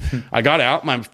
Shout out my mom. She calls them up and she's like, hey, I think my son needs to be out today. I'm here to pick him up. And then they realize I have they let people out kind of like earlier if you have a non-violent offense, because there's people in there that like shot someone in the face, and you're sitting there with someone, and mine's like a DUI where I didn't hurt anyone, and so it depends on the severity of it. So, but they kind of don't discriminate in terms of like you're in a room with all these people that have done fucked up shit, and so there's a couple white boys in there you could tell that are just like, I don't belong here. I made a mistake. And like, you see those guys like, what did you do? Like, exactly, I did something wrong and I got arrested. Yeah, those guys are like, that's like middle school or high school though. Like, it's kind of fucked up, but I just understand the dynamic of it. Where like, if you show weakness, damn, you got a target on you. You don't make eye contact. And you just fucking you keep your head down. You keep to yourself, and when they tell you to work out, you fucking grab the Bibles. Yeah, dog. And do the Bible push-ups. You start fucking curling. So yeah, long story short, she got me out of there a day early because they're like, oh, Saldivia, roll up your bunk. People start clapping. Like, you're free, boy. Because they're like, yeah, and then they're like, yeah, you should have been out tomorrow on Monday, but she whatever. It's like you're a nonviolent offender, so we'll just let you out Sunday. And I was like, sick. Fuck yeah. I fucking got in the car and she's like, we need to get you some food. And then I started trying to tell her because my mind was like on fire and I was so happy to be out and like so grateful. And then she's like, I don't want to hear any of this. I don't want, like, it makes me like sick. And I'm like, she's like, I can't. Because then I thought about it and I'm like, man, my mom just like picked her son up from jail. Yeah, she's not stoked right now. She's not stoked. You're stoked because you're like, no more jail, but she's not after stoked. That, again, it was like, cool, like you're an adult. and she's like, if you fuck 29, you're 29 at that point. Yeah. But she was like, if you fuck up again, like that's on you. And there's nothing anyone can do to stop it. Don't fucking call me. It's on you. It's just like, yeah. And then that was like really like, so like in terms of like comedy and everything, she's just like, obviously like, that's like a good thing. Cause she's like, okay, cool. Like that's like a productive thing. And you're like, she knows I'm funny. So she's like, that's cool. And I'm happy for you to do that. Like, and she hasn't been like, oh, like, what are you going to do about, like, you know, it's just like, okay, like she's supportive and she thinks it's like, I think she thinks it's cool. Like she doesn't really like truly dive into it, but she will like see it and like my photo and stuff like that and like say like, oh, that's cool. And like, you know, but you know, we'll see. Like as it grows, it's still an ongoing situation. So it's like, you never know, like what I'm curious to see what her opinions on it as it keeps going. And as I continue to follow this path. And I told her I was shooting this podcast today and she was like, bro. She was like, really? Oh, like for what? And I kind of explained it. Yeah. With 30 followers, 32 now, baby. Ooh, actually 33 though. We got some people. We're growing. 33. But yeah, she's thought it was interesting. So I mean, yeah, I think she's in it for the ride, but she doesn't neither feel good or bad about it. I think right now, I think she's just like, cool. It's just something that's keeping him out of trouble. And it's obviously, we know it's a good thing to like, this stuff is like awesome and it keeps you motivated and it's something that I'm like to do and it's totally productive. And it's like, I think it's a good thing. So I don't think she should feel any certain type of way other than happy. And as long as it's like not hurting anyone, like, so I think that's kind of how she feels about it. I was just curious in a sense because I think about me and you and we understand that, okay, we were those, again, the people that were dial up, pagers, flip phones. We were in that industry or that generation of transition and, people making money off of YouTube and being social influencers and getting paid sponsorships and getting paid affiliate marketing. Like that is such a new concept that I don't feel that their generation understands. So it's kind of like, okay, I'm telling you that I'm going for this, but I'm going for this because it's going to provide me again, that financial freedom that where I can potentially make more than you or make more than your boss without having a boss. It's on me. So I was just kind of curious because with the whole podcast thing, obviously, I'm grinding it out. I'm working on it. I'm trying to hone in on it, just like your comedy. But like telling my parents, hey, like I'm, you know, bar in the garage. I'm gonna YouTube studio. I'm gonna have a podcast. I'm gonna really go in on it because I'm getting kind of tired of working downtown and having bosses and managers who aren't qualified to be in charge, but they're in charge. I was gonna say it's just kind of a trip because we understand that it can be a profitable endeavor, but I don't think that they see it that way. Thank you. I appreciate you. Very, very rude host. Very rude host, but no, I appreciate you. Thank you. Closer to the ice bucket. Yeah, no, I think you're right. I don't think she even understands that, nor even kind of really thinks about that. Let's say you start racking up though, and you go, okay, now I have a sponsor. Now I have somebody who's paying me, or now I'm getting these shows consistently. She would be cool about that. Yeah. And she'd go, oh, my son's actually doing comedy. He's actually getting paid. I think it'd be like a whole switch, even on your Instagram. Be like, hey, mom, guess what?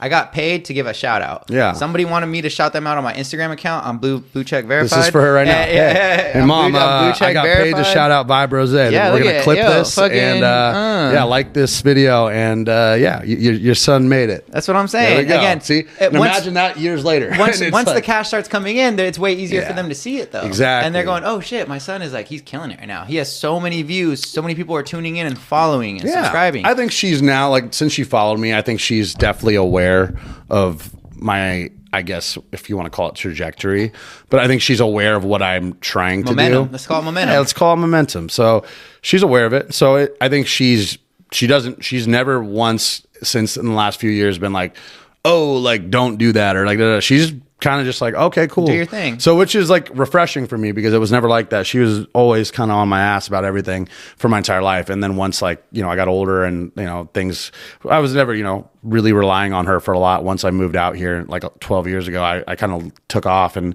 I was like, I would rather be broke and figure it out than live under you and fight because she's an Asian fucking immigrant mom, so she's just super like, you know, she's what's the word, it's kind of like traditional. Like she's Very very traditional. Yeah, I so get like that. we all got beat. It's like shit like that. Like, and that's normal. Yo, that builds character though. I was gonna say these kids nowadays are soft, bro. The fucking new generation's soft. I always said like it was character development. I say it in like some of my stand-up. Character. I was like, yeah, my mom she's like, oh, you're born on April Fool's Day and your initials are BS. Like your life, she's like, your life is a joke, So I was like, I'd be like, damn, mom, that's cold, but that's facts though. That's what's up. She's like, stop getting tattoos, please. And I'm like, well, every time you say that stupid joke, mom, what up? Dude, that's probably honestly, yeah.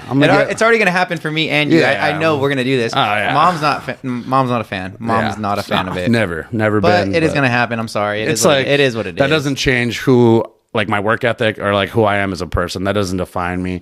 And so that. Well, if you're a fucking super successful comedian that's booking these crazy events and gigs, then that doesn't matter. What does a neck tattoo matter? That's what you wanted to do. You did it. Right. Fucking sick, dude. Yeah. Well, because the whole reason why she didn't like it was because she says it's going to limit you from your jobs. And I'm like, yeah, but all this other bullshit is limiting. Working for a fucking dumb boss and a corporation. It's all limiting. Right. Bro. To keep you in the cog in the machine. And I'm like, I'm cool. I don't want to do that. I'll figure it out. And you know what? And I do enjoy fucking tattoos. So it's like cool. It's a lot of money. It's expensive, but it's worth it. We both have eyes on our. Bro, that's crazy. What's up, dog? Yo, eyeballs, dude. Dog. We got some eyes on our fucking pointer fingers, bro.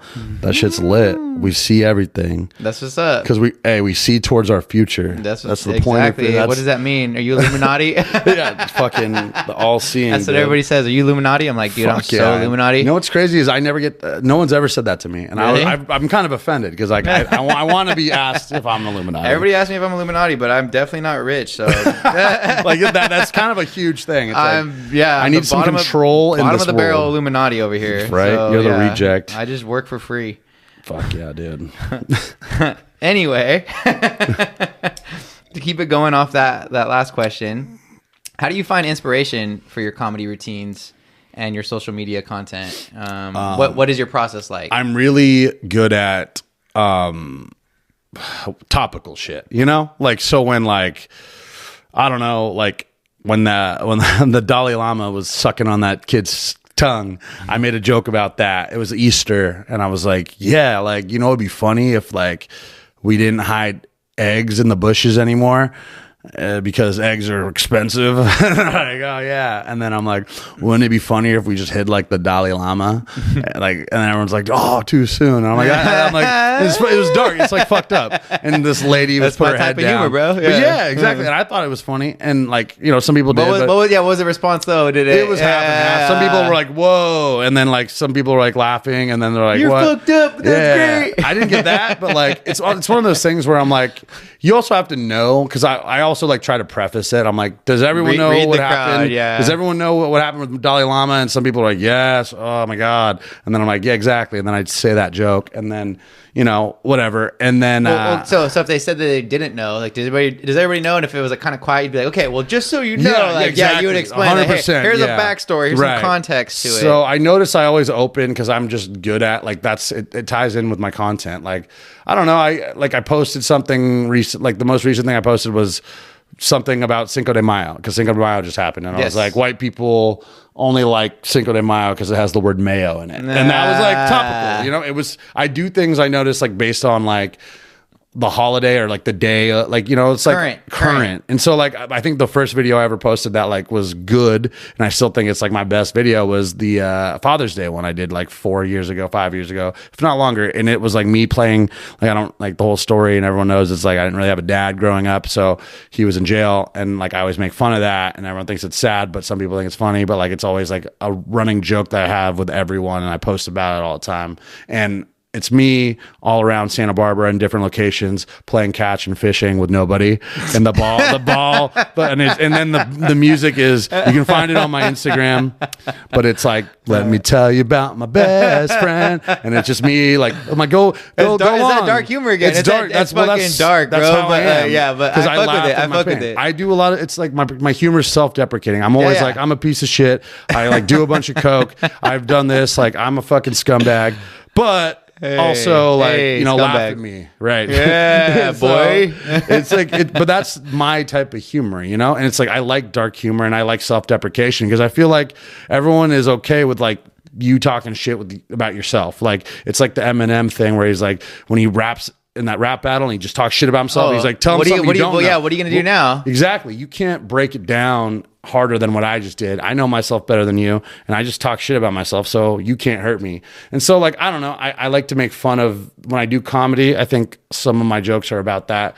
And like, I make, like, lately it's about how I was old and at Coachella and being old, and I'm 32, but even though that's not old. Old 32-year-olds, old. I feel old, man. I feel old because it's like, you have 0 grays. Don't talk to me. You have 0 grays. When but it's like funny because it's like, as soon as you turn a certain age, like, you know, there's no rhyme or reason, things just stop working. Like, my fucking knee just starts blowing out, and it's just because I went to the doctors and stuff, and I'm like, what is going on? Like, hey, nothing. You're old. You're just getting old. And I thought that was like kind of a myth. It's like, just know your limits, my guy. Just know your limits. It's like, just, you're getting older. You're going through the passage of time. And he's like, what were you trying to do? You're like, I was fucking sprinting up a hill. He's like, no, you can't do that anymore. Yeah, it's like, I was doing hill runs. It's like all of a sudden things just hurt more. Your hangovers last 3 days, and like, you know, it's crazy. And so, yeah, I don't know. It's just one of those things where I think my humor and my content all comes from self-deprecation and current events. So you know what I really like about that, though, because you touched on it. Me and you have a very similar sense of humor. Mm-hmm. But I was gonna say, Instagram, to me, and you get this, you're a parody guy with the influencer. Right. Everybody's posting how good they look, how successful they are, what they're achieving, what their accomplishments, what they're doing. But then you kind of go, okay, well, I'm going to go the opposite way. I'm going to show you how degenerate I am. I'm going to show you how much of a piece of shit I am. I'm going to show you how I'm kind of fucking up. I'm going to self-deprecate. Right. In a sense. Exactly. But to me, it's funny. And if you do it right, people know that it's a joke and it's not for real. Because if it was for real, you'd be a sad boy and you'd be like depressed and like, why the fuck are you posting this shit? You know what I mean? Like, there's an aspect to it that, you know, that is very comical. That's very humor. We're all kind of laughing at me and with me at the same time. Yes, exactly. And that's the balance. Is we're laughing at you, but we're laughing with you because you're laughing. You're laughing. You're saying it's okay. You fucking made the joke, right. bro. And yeah. and I totally get that. And I'm big on that too, because again, everybody's trying to be so perfect and so up here elite, and I'm like, that shit's fake. That shit is fake. Like, it's not. It's filters. It's fake. It's planned, staged. I think everyone likes to, like, and we all know this too. It's like everyone likes to post their highlight reels on Instagram. It's like, called highlights. Yeah, it's exactly. called highlights. It's literally called that. It's like nobody wants to, you know, talk about all the other shit. Real and like, shit. I mean, to be honest, like, some people, like, you don't need to hear about, like, you know, you've been balled up in your room crying and watching Bridgerton for a week. You know, like, that's totally okay. And like, I get that. Like, I don't want to see that. Like, so I don't want to see that. But like, you know, you also got to remember, and I think everyone at this point does know this, it's like, it's all taken with a grain of salt. Like, it's like, you know, it's like you traveling around the world and going to like Greece or Hawaii or whatever and posting that in your trip to, you know, San Diego and all that shit. It's like, yeah, like, but like, you got some demons too, because we all do. And it's like, we all have some trauma and demons. And I don't knock people for doing that. And like, I get it. And like, even now, you know, every now and then, like, I will post something, but like, you know, a picture of my mom or whatever. But like, for me, I can't not make a joke out of something. Like, I always, like, the caption's got to either be like some kind of punchline or some kind of like witty thing. Yeah. And like, but like, punny, witty. Exactly. I can't, almost like, it's hard for me to just post a picture and just be like, yeah, dude, like, fucking look stoked. What I've done. Like, yeah. And like, and that's so Happy crazy. Monday. Exactly. Like, I you know, and I feel bad sometimes because it's like, that does not come natural to me. Making a joke out of everything and myself does. And so I have to lean into that and also understand that that's who I am as a person. And I'm not any better, but like, I know it's refreshing for people to watch me because they know it's like not the same old, oh, who's engaged? Look at that. Like, look, like, oh, and then it's just like a, you know, a half picture of the wine glass with the ring. And they're just like, yay, like, you know, something. Surprise. He did a thing. Oh, can you guess what happened this weekend? Attention, cheers. And it's, hey, that's cool because guess what? You did do a thing, and that's awesome. And honestly, that is a great thing. But I'm also going to call you the fuck out because it's funny. And like, I'm going to make fun of that because, you know, maybe deep down, I fucking want that. Yeah. But that's not the path I'm on, and that's okay. But if there wasn't for that stuff, then I wouldn't be able to thrive. Oh, yeah. You know? Because like, I don't know. I agree with you, bro. Like, I'm a shit talker. I'm a shit talker, and I'm good at it, and it's fun, and it's entertaining. And again, there's some truth to what we say, 100%. but like you're just saying it because it's funny. That's like almost like, again, the timing of it would just be funny if I said this. And, you're like, and to me, it's just funny. So I'll say it. I think sometimes you don't even have to explain it. Like some things are just fucking funny, and that's just what it is. It doesn't need to, I don't need to just, because in this world right now, we're all justifying, was that okay to make that joke? Is that this? PC, like, we're so PC. Everything is so fucking censored and whatnot. And are you allowed to say that? Is that going to offend somebody? Right. Is there going to be a protest? Is there going to be fucking petitions? Like, bro, like, I don't know. The movies we grew up with and like the whole timeline of the 90s and 2000s, like shit was fucked. And like it was great though.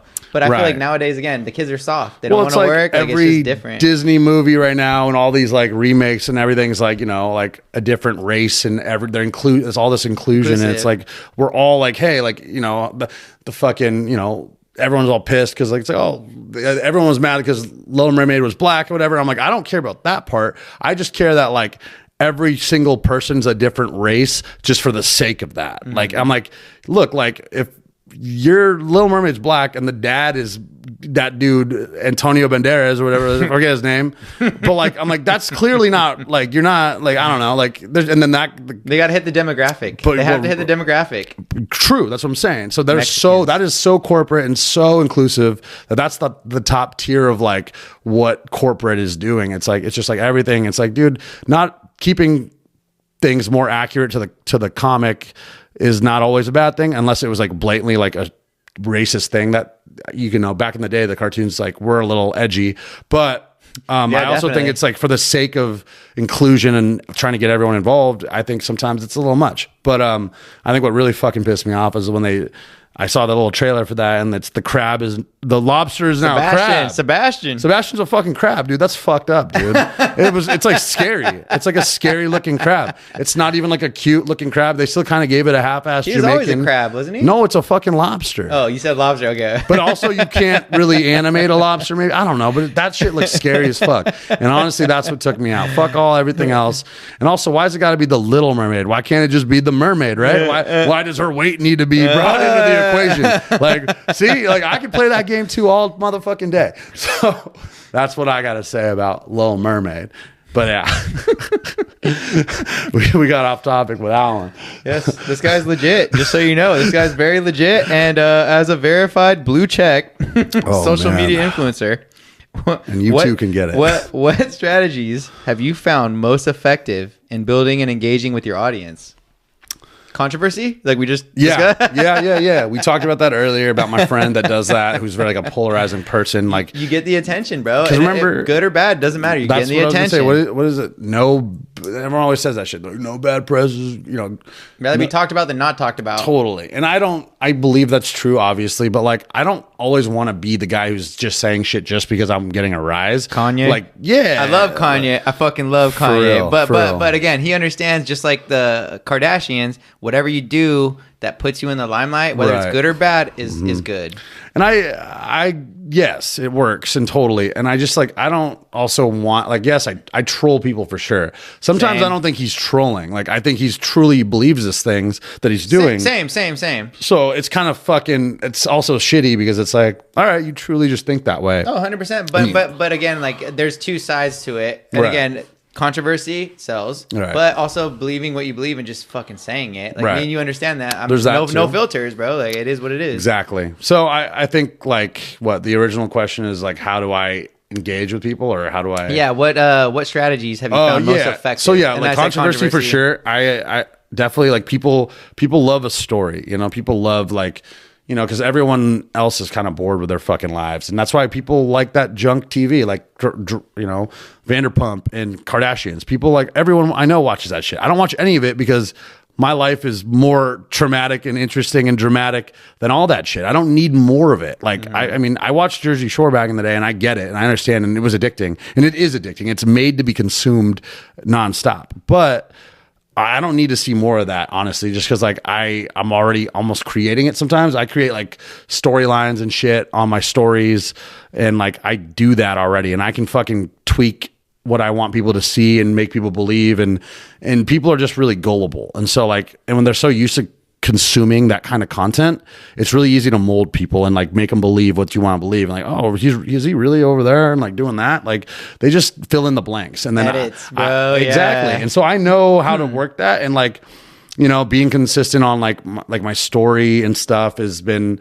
very helpful. But like also with like when I went to Coachella, like the whole thing about that, it was like the Frank Ocean thing. I just didn't stop committing to it. We committed so hard to that like people were like, dude, are you opening for Frank Ocean or not? Like there was like legit people that were like, you know, but like my friends were like, you know, we know this is a joke. Didn't even respond. But like there were so many people that were like, but you sold it. Sold it. That's the whole part, is you believed in it, or you believe in the act or the gig of routine of selling it, because that's your humor, and you go, fuck it, I don't care if people like it or they're confused. I'm doing it because I think it's funny. Totally. In a sense of like, okay, people, did you really open? To me, that's kind of funny. Like you're fucking asking me if I opened. Do you think I fucking opened? I did not open. Fucking but no. I played you like I did. You know what I mean? And it's fun. That drove me to keep doing it. Like the content, the sheer like dumbness of it all. I'm saying like, hey, we're here backstage, VIP area, getting set up, like, and like making people film me walking backstage as I like put a flower crown on, and I'm like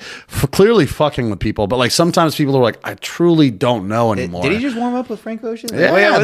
What is he doing? Sound But checks? that's the thing. It comes down to just fully committing to something and playing that card, and I totally did, and I got a lot of joy out of that because it's fun. It made me going and working at Coachella and being there way more interesting when I had a through line and I had a purpose other than making money and seeing the performers or whatever. Exactly. Having the experience. I totally was like, fuck it. But like, if I'm going to be here, I want to like use this to my advantage. Like it's basically production value at this point. So that's the way I see things. Cause like I told you before, like everything is like a stage and everything's a performance almost like for me. So I always have my friends like, hey, hold the camera. And a lot of people are like, oh, I don't want to fucking do this. And that's why it sucks. Cause I'm like, half the time people are like, I don't want to be on camera. And I'm like, I didn't tell you to be on camera. I told you to fucking hold the camera and like press the goddamn button, and you're not going to be in it. You just got to fucking do it. And when I explain it like that, they're like, oh, okay. As long as I'm not in it. Do they? Okay. So my thing with that too, I'm such a perfectionist, probably like you.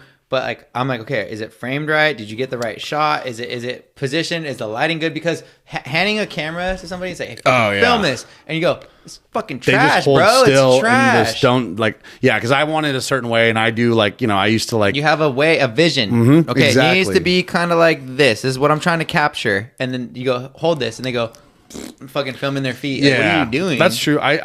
So what I do is I just grab it and then I look at it and I make them do it again. I tell them, I give them more direction. I'm better at. So you'll do retakes and you'll say, hey, like this was good, but like, yo, we're gonna do it again. Like, 100%. I was like, dude, I'm not gonna like bother to ask you for this if we're not gonna do it right. And like most of the time, it's like, oh, okay, what exactly do you want? And then I'm like, zoom in here and walk forward here and then get this. I want you to get this position. Other times, people are like, Brian, I'm not good at this. And I'm like, all right, dude, all you gotta do is really move a finger. That's all you gotta do. And you're not gonna be in it and you're not gonna get tagged and So that's the whole thing. Everyone's like, I'm not like you. I don't want the attention. I'm like, you're not gonna be in it, dude. Just fucking film me. Yeah, I'll create the content you're consuming. It's fine. Yeah, bro. That's where it's at. Is I'm creating, you're fucking consuming. Exactly. So yeah. But that's so you said being committed again, kind of committed to the gig, committed to the whole story, to the whole process, or again like narrative of it in a sense, and then controversy.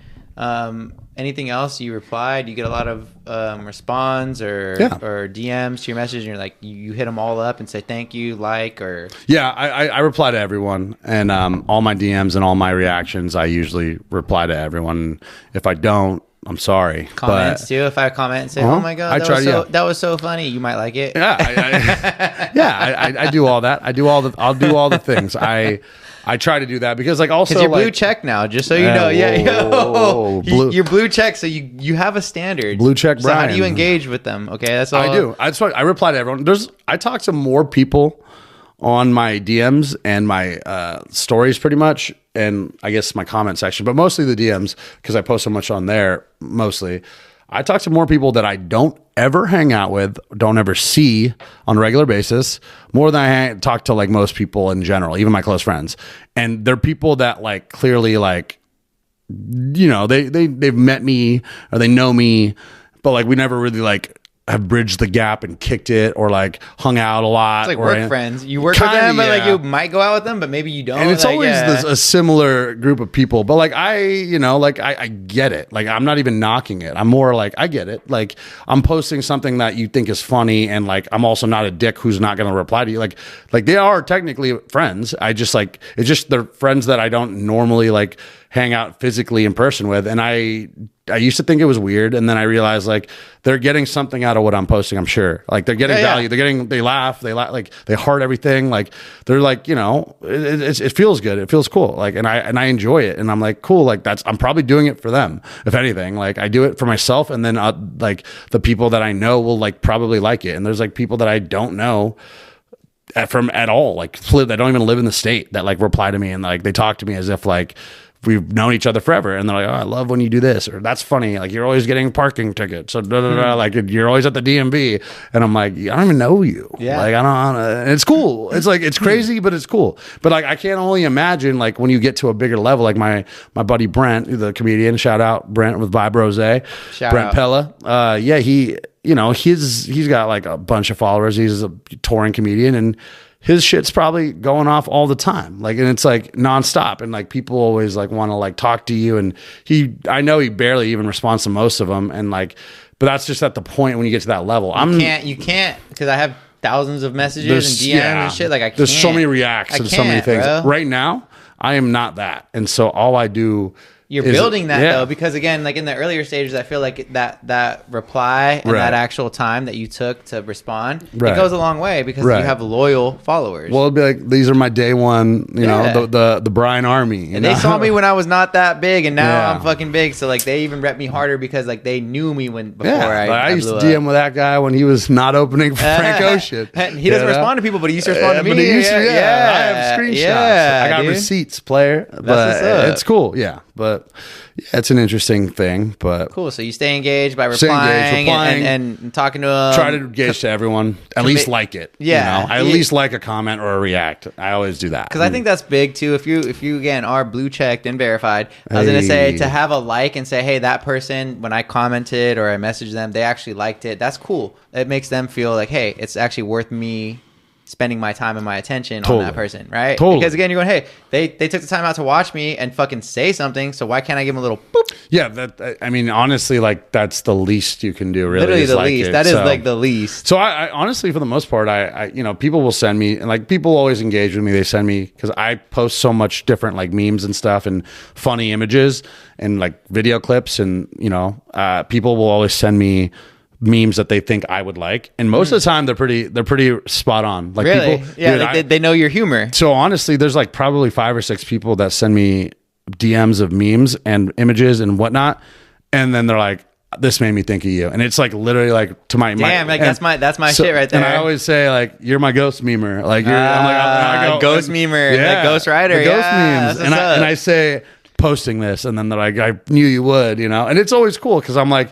But I will say, like, I see a lot of the shit, like, on my feed because the algorithm feeds me all that shit. So I see most of it. When people send it to me, I'll be like, haha, like, I did see this, or I like it, and, like, laugh, react to it because it's funny. I already know it's funny. And then, but sometimes there's those random ones that people send me that I've never seen, and I'm like, yo, this is fire. Gold, dude. Gold, baby. I, like, find that meme or screenshot tweet, and I'm like, yo, this is a hitter. Thanks for hooking it up. Yeah, you fucking knew. You knew. They're just like little nuggets of gold, And I'm like, and they're all just feeding it to me for free. Oh yeah, they're like doing the Lord's work for me. Bro, like you got a big platform and you got followers, so why don't you promote this and post this? Right now, and then so it's cool. I like it. It's fun. It's all fun. So to kind of piggyback off that, I think you kind of already told us one of your strategies, but I was gonna say, what are 3 tips or strategies you can share for effectively promoting or marketing yourself and your brands?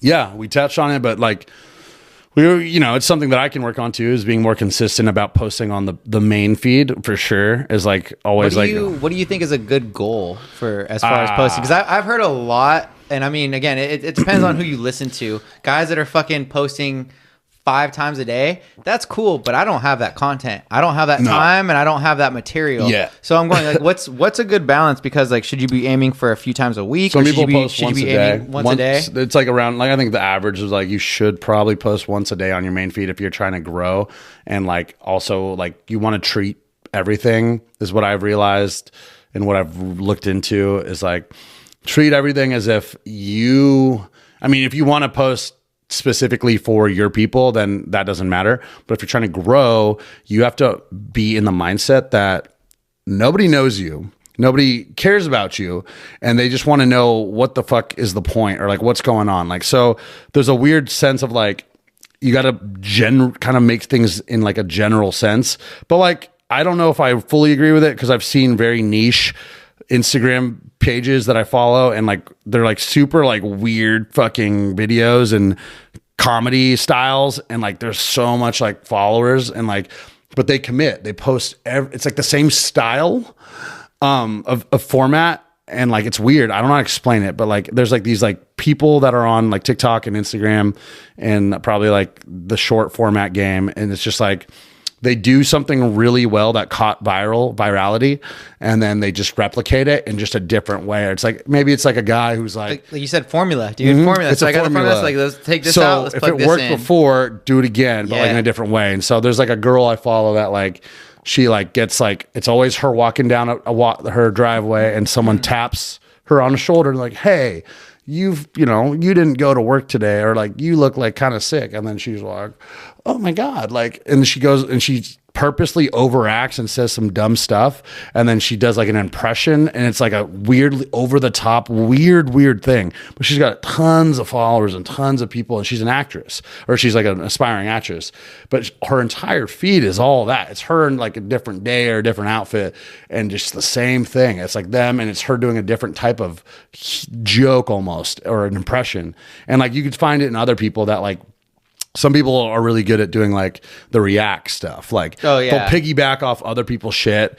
It's kind of like fucked up, the ones where it's like the people that are like, the little like midget little people that like throw the little javelin, and then like it lands in this big guy's like dino espresso. Those are hilarious. Like those are super like low effort things that people can do.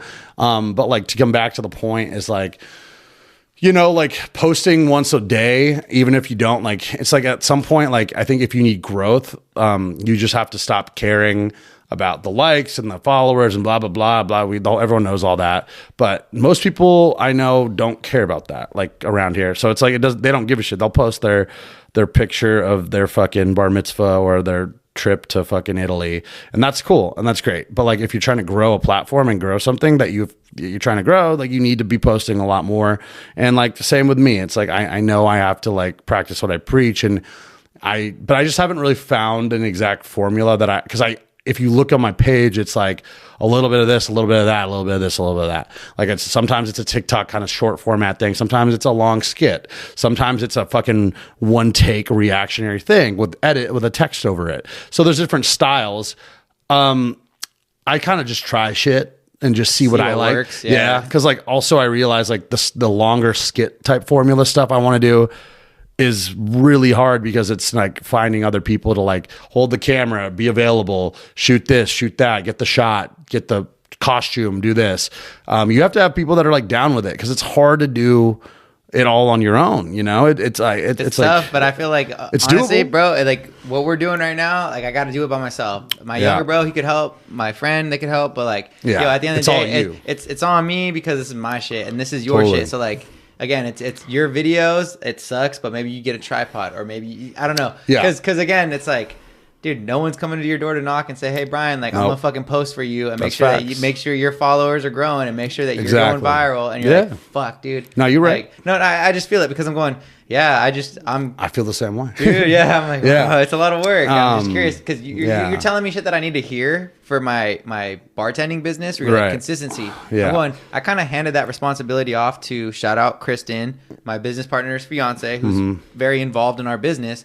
But I kind of handed that off to her and was like, yo, you run the Instagram, you do the social media, and I'll give you pictures, I'll give you videos. But like, I give it on her, and she has another job just like me and you. We have jobs that actually pay our bills. So she's not prioritizing posting for Instagram every day on the business profile. No. But I'm going, damn, we had our business meeting yesterday. I'm going, how do we increase our followers? Like, there's other companies that are doing the same thing as us that aren't as good, but they have more followers. They have more content. They're being more out there. Yeah. So I definitely understand of like being consistent, but it's like a weird balance of going, yeah, I know I need to post every day, but I don't have content every day, and I don't film every day. So to answer that again, it's like, we already know this too, but it's like, you just need to shoot you need to have shoot days and content days. Literally where shoot you just, days. and then you sit on all this footage. Sometimes, it's not even like video, it's images. Like some fucking restaurants need pictures, high quality pictures of their dishes and their cocktails. Yeah. You sit on those and you have a folder, you have a Google Drive. Once a week. And whatever, however month you feel, or whatever, you just keep going. Margarita Monday, come fucking blah, blah, blah. Or, you be creative. It's up to you. But you have the content. So that's like, I remember when I was running like the wine bar, and like we would try and get like get a bunch of images so that I'd have something, because I was doing the Instagram as well. So I was like, but I need content because there's only, you have to schedule it out, bro. Yeah. But you need shit to post. So I was just Exactly. curious because for something, I'm glad to have asked you this, because you're somebody I feel like that has an understanding and how to do this. I have a business that's not my personal account. I don't give a fuck about my personal one. Yeah. But my business one, I'm like, how do I gain followers? How do I be consistent? How do I be up there? How do I get noticed? And you're saying, again, consistency with the post, like have the content. And I'm like, yeah, I feel like we have some content, but we don't have like a fucking library, probably what you're suggesting. You just spend one day and shoot all day and get a bunch of shit that you can chop up into short form stuff, basically. And so like, for example, like this, like, is a, hour, 2 hour thing that can be turned into like how 10 many clips, different versions. yeah. There's so many things you can do. So that's like the idea. And so that's what I'd say most places need to do is spend a day, shoot all the content, and then you have stuff to play with and like edit, because that would be step number one. Because it's already hard enough to get all the cameras set up and get some people in the same room and get all dressed up and have the cocktails ready. And like, if you're going to do all that shit, you might as well make it worth your while, right? So, Bulk it, yeah. I hate like, I used to like just like get, my camera charged and my friend and the mics and everything set up just to shoot one video. But I realized like not always the smartest and best way to do it, because then the next time I have an idea and want to do it, it's impossible to get everyone like on board at the same time. So you're what is it? Like the word is, you're dealing with a lot of people trying to make sure that they're on the same schedule. So managing people. So we were doing like the social with local icons with some of my friends. We were doing like digital marketing, and I was also part of that, doing just like video content we'd interview businesses to help them do digital marketing. And it was always kind of the biggest pain in the ass to get everyone. There was like all these different people and all these different schedules, and everyone's got a job.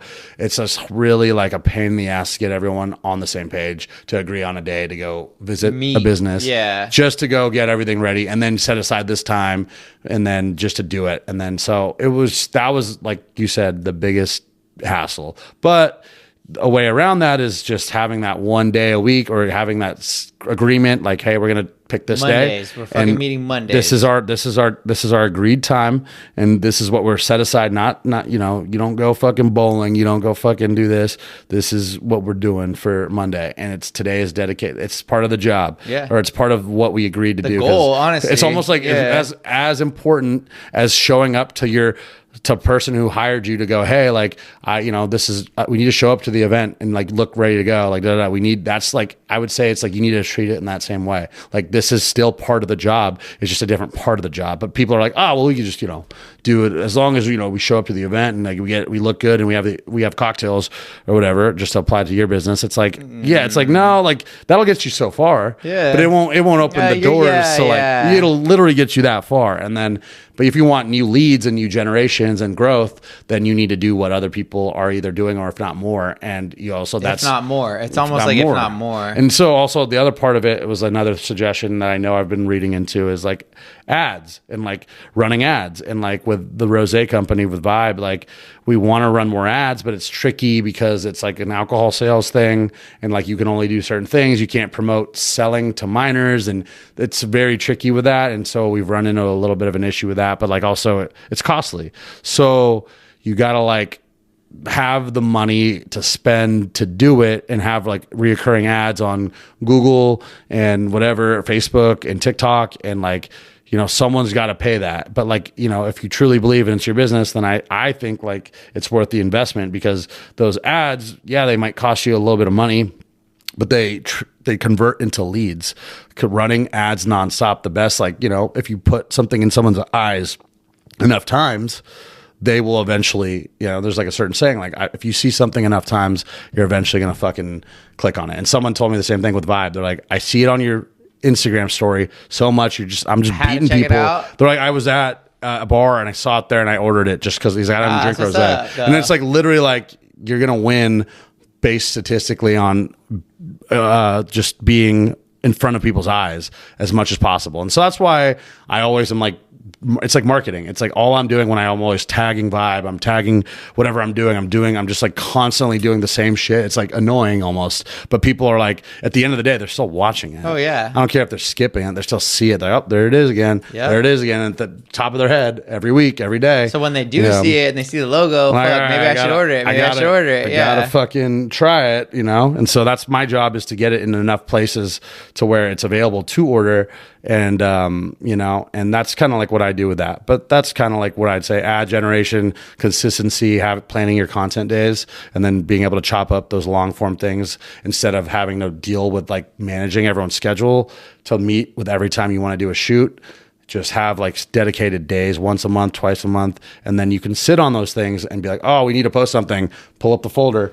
We should, you know, throw something up, and, you know, just stuff like that. Like, I feel like is beneficial, but like people don't usually know where to start. And like stockpiling. Exactly. So essentially what you're telling me is, like, again, stockpiling, having a place for content that you can kind of pull from and post and be consistent with the posting, but you also have to have the library of content or stuff to post. Because if you don't, then you'll just basically run out, and then like then you're again trying to like improv it. Let's say improv and say, okay, fuck, like we need to shoot on Monday, we need to do this and this and this because we need to post by Tuesday. But then you're in that same struggle for the next week. You're not necessarily prepared, and you're always trying to fucking catch up. Yeah, and everyone I notice has a different workflow, and they also have a different idea of what the page or a Instagram page, because some people have like styles where they're like, it should look a certain aesthetic and like different flow. I hear that all the time. It needs to be consistent, and like, so, and I agree, because I was like, the moment you start posting, like, it can't be all fucking random and off topic, just like the podcast, bro. There's values and there's certain points that I want to convey. Of course, I want to get off topic and have tangents, but I don't want it to get away from like the kind of structure of it. Yeah, and I get that. I understand that. Yeah, you don't want it to be, again, you want it to have a look, an aesthetic, a theme, consistency. You don't want it to be, oh, this is random, and you're like, oh, it ties into this one brand, but it's all just fucking random. I noticed some brands, and like this goes for like clothing brands and, you know, cookies or fragrances. They'll run ads that you see on your phone when you're swiping. You get those ads. They'll be like influencers and people going, like, it'll be like someone kind of reviewing the product, but then if you click to like their page, the page is kind of like this beautiful, very like, you know, like totally like aesthetic, like model, and that ad that you saw isn't even on there. It's just like something that they used and ran specifically for ads to generate a lead to get you to go to their page, which is smart as shit. And like, you know, it's just like, so they don't even post it on their it's not even page, on their page, but they just did it just to get traffic. Exactly. And like, you can see it because it's like, it's more, they're almost like TikTok style shit where like people are like, and they have the AI voice. It's like, I wouldn't know what to do without this brand. These cookies are amazing, and like da da da da. And they're like, oh my god, you can get 12 for 13. Oh my gosh! And then it's like, yum, so good. And then, you know, the AI voice is a little choppy and like it's all like misspelled sometimes, but they're funny, and then like you just go to the page and the page has nothing like that. And so I realized that was like a thing too. I was like, oh shit, like that's a smart way to that, because that's working to get people, that little like influencer type review that you're getting a mini review of something with a little AI voice that gets people to fucking think about it, like I don't care what the products are, probably not going to buy them, right? But if it gets me to watch it for 10-15 seconds, I'm like, what the fuck is this? I'm like, damn, they kind of did what they were intending to do, which was get my attention. Yep. And obviously they want to make a sale, want to close, but they got my attention for 10 seconds, and then I was like, nope, fuck that. Like, you know what I mean? But again, it still got something out of it. It's not a complete loss. It's like it's still repetitiveness, like you said. You see it over and over and over and over again. Maybe I will click and say, hey, how much is that? Right. I'm curious now. How much is that? I see it all the time. Maybe that could be a good product that I could use. So there's those are the things I would say pretty much are like cool and interesting and what people should do and implement in their stuff. But you know, I should do that as well. Can you share some memorable experiences or challenges you faced as a social media influencer, and how has it impacted your personal brand? The memorable challenge. Can you share some memorable experiences or challenges you faced as a social media influencer? Like people like kind of like don't take you seriously, because like I'm like, you know, for me, I'm like, I'm not really like, I'm like, we talked about earlier, it's like I'm a parody of one, but I kind of am one. And like at the same time, like I do promote something, I do have a code, and I do like, I jokingly say swipe up and blah, blah, blah. And I will make point to make fun of it. But I also do have those things, and I do those things because those are all still marketing things. And it's like, I also like, don't like, I make fun of it, but I also think it's like kind of like funny and cool. Like I like, it's like cool. Like those people still like work for themselves, and like those people, all those people that like I'm making fun of and like am mocking, those people like literally like don't have to do anything except post that, and like they're making money and living their life. So I can't truly hate as much as I am almost like mocking them and like mimicking their strategies. And then like I just haven't fully committed. But like I think a lot of people like don't know how to take me. So they're like, is he like joking? Is he not? What is he like? Da da da. And so I think that would be like a challenge, is like people are like, oh, like you're Mr. for real? Yeah. Is like, he serious? Right. They're like, I can't take you seriously. And like that's a challenge, because a business or like a person, they're like, I don't know if you're making fun of me or if you're really trying to help me. And like I've noticed that, and I'm like, no, I'm trying to actually help you. And I'm like, you'll know when I'm kidding. But like, no, I'm that way too. I'm very ambiguous because I'm like, yo, you could take it this way or you could take it this way. Right. And you kind of leave it open-ended, but like I know how I would take it, but I'm going, you know what, how you take it is kind of how you take it. Right. And it's like, it is up to you to like make that, like, you know. Was Brian joking? Was he not joking? You're going, I was 100% joking, but like if you don't think I was joking, it's kind of funny. You know what I mean? Like it is kind of funny. I guess the challenge would be is like when it's almost like the boy who cried wolf. Like when you're always joking about everything, nobody's gonna fucking believe you. No one will ever believe it. So it's like, even like today where I'm like, I post a little video, I'm like, I'm fucking shout out to this podcast. I'm doing this podcast. It's like, I'm sure someone's like, oh, well, I don't know. I'm going to pull it up. I'm going to see if like anyone says anything. That'd be a challenge, just people just not taking me truly seriously. But like I said, I will, like, if I'm working with someone or if I'm helping someone, like they'll eventually realize, like you should be able to tell, like if you're a fucking decent or like a smart enough person, that when I'm fucking around, when I'm not. Like it's like when we have like a talk and we're like hanging out one-on-one and the camera's not on, like you'll know when I'm like fucking exactly. I'm like, you should, you know. And then like even there's a camera voice and persona that I have that everyone knows.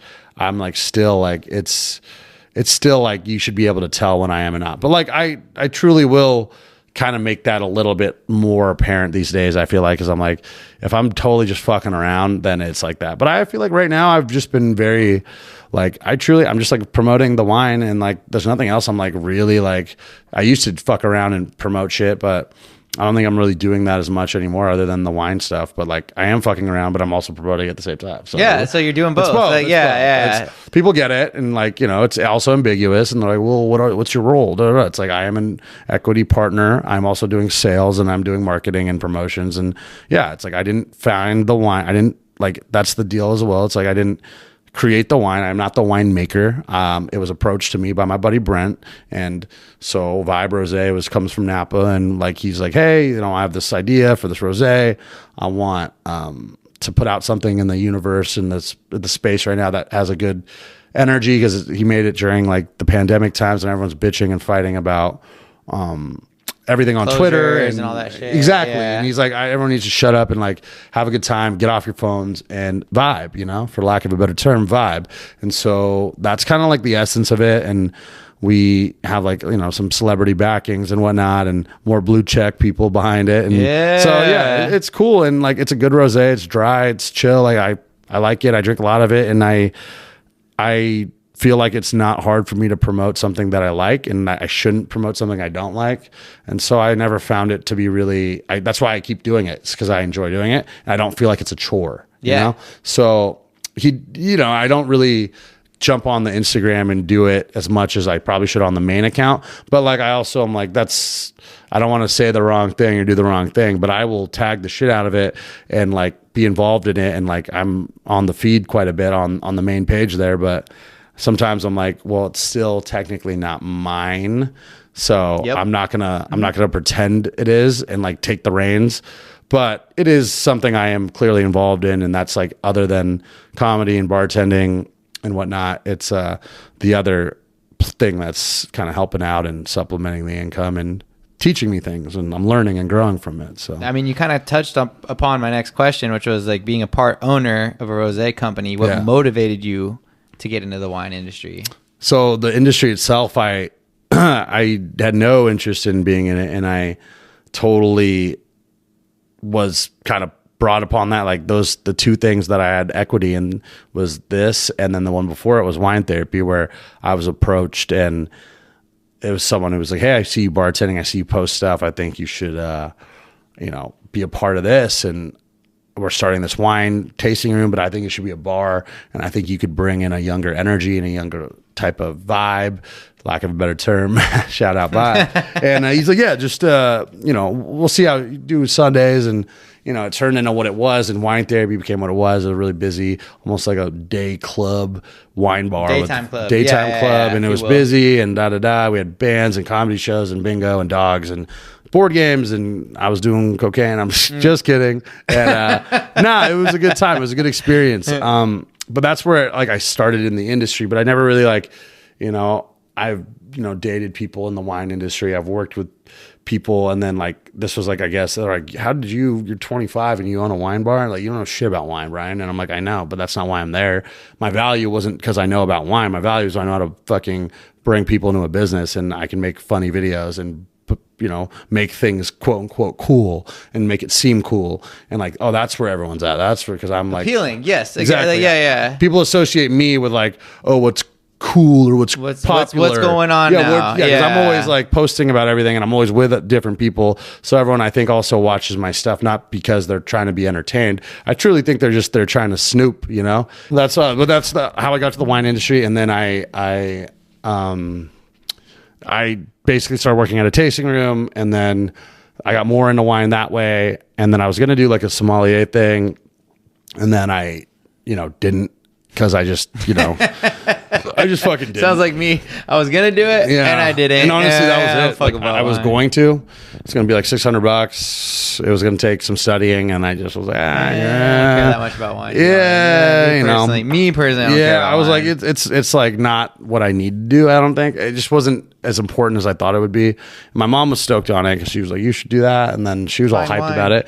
And then I just ended up like, nah. I missed the sign up date, and then I didn't do it. And then I was like, cool, but it is what it is. And I kind of pivoted out of the wine like fully like industry for a bit, and then I was still working, and then I got approached with this stuff, and then you got approached, and you're not motivated to get into the wine industry. You were just saying, okay, I sound like I could be an asset to this team and take over the sales, the marketing, the video, all this stuff. Because the original question was like, what made you want to get into the wine industry? Oh, okay. And so like, you didn't want to get into the wine industry. Right, yeah. There was never a goal for that. You were approached and said, hey, like, you'd probably be really good for this, and it was your buddy's business or your friend, and you said, hey, I want to create something, and you're like, hey, you know what? Like, that sounds like a really good idea. I think I can help you with that. Totally. I think I liked wine in general, though. Like, I didn't like, I wasn't like against it or anything. I just happened to be like pushed in that direction with the wine bar thing. And then I kind of kept it going because I was like, honestly, like, it's kind of nice to like not be in a fucking nightclub and bar and get like yelled at and screamed at and like be around people that like have money. It's a little bit more mellow, yeah. Yeah, and so that was cool, and it was a nice, refreshing change. I wouldn't say I was like super passionate at the time about it, and like so then yeah, like so I was never really like called to that or wanted to be it. It was just like kind of a slow, gradual guide of things that happened in my life that kind of fell into this way. And then when my buddy came out with like the wine stuff, he was like, I know you have some experience in like this wine industry, and I know, you know, you could probably do sales. I know this is like, you know, something. He's like, you totally, if you don't feel comfortable.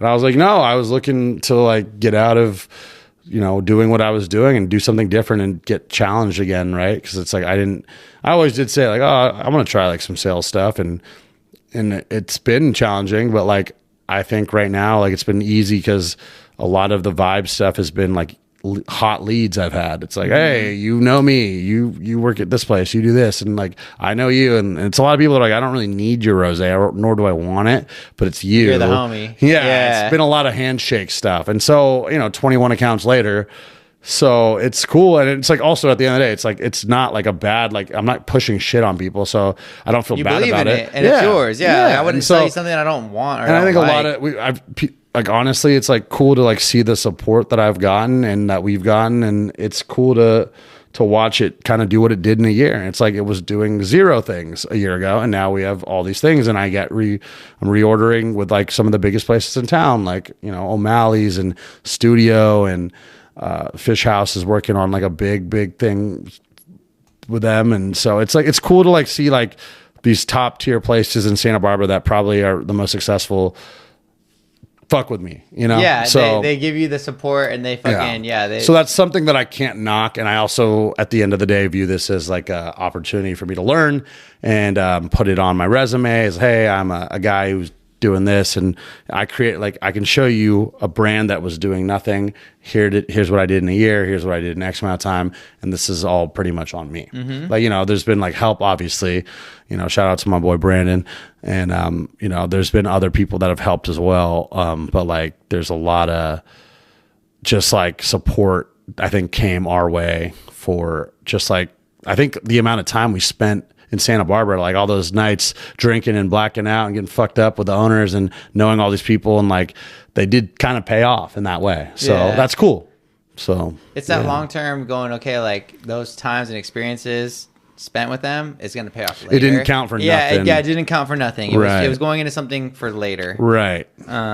Okay, cool. I was going to say, as a seasoned downtown bartender, what has been your most memorable experience in the downtown scene? Because you worked at a lot of places, like we said, downtown, at a daytime kind of wine place. What would be one experience that you're like, damn, that shit was crazy, or that was something I will always remember and probably never forget? Whether it was an upset guest or some type of situation, bar flooding out. I've seen all kinds of stuff like that. I mean, it almost depends on the place. Like I've seen, I think for like I worked at Tonic and I worked at the nightclub, and I've seen people like straight up like, you know, fucking be completely like blacked out, and fucking, you know, chicks just like, you know, throw themselves at the bar and like, you know, they make out with someone in front of like a crowd, like, and then like people are like pissed off because they're waiting for drinks, and this dude, one of the bartenders, just grabs a chick, makes out with her, fucking throws her off, and then fucking rips a shot. Yeah. And then fucking like, who's next? You know, it's just like crazy. It's like shit that like you would not, like, it's like you see in a movie. It's like, that's not real. Like, how are you getting away with that? And I've seen people like fucking, you know, do a line of coke on the fucking bar while it's busy, and then people just cheer it on. Like, it's like, I'm like, you could just do anything. Is this real life right now? Yeah, this is like Tonic days. And like, you know, I've seen people kind of like jump over the bar, grab a bottle,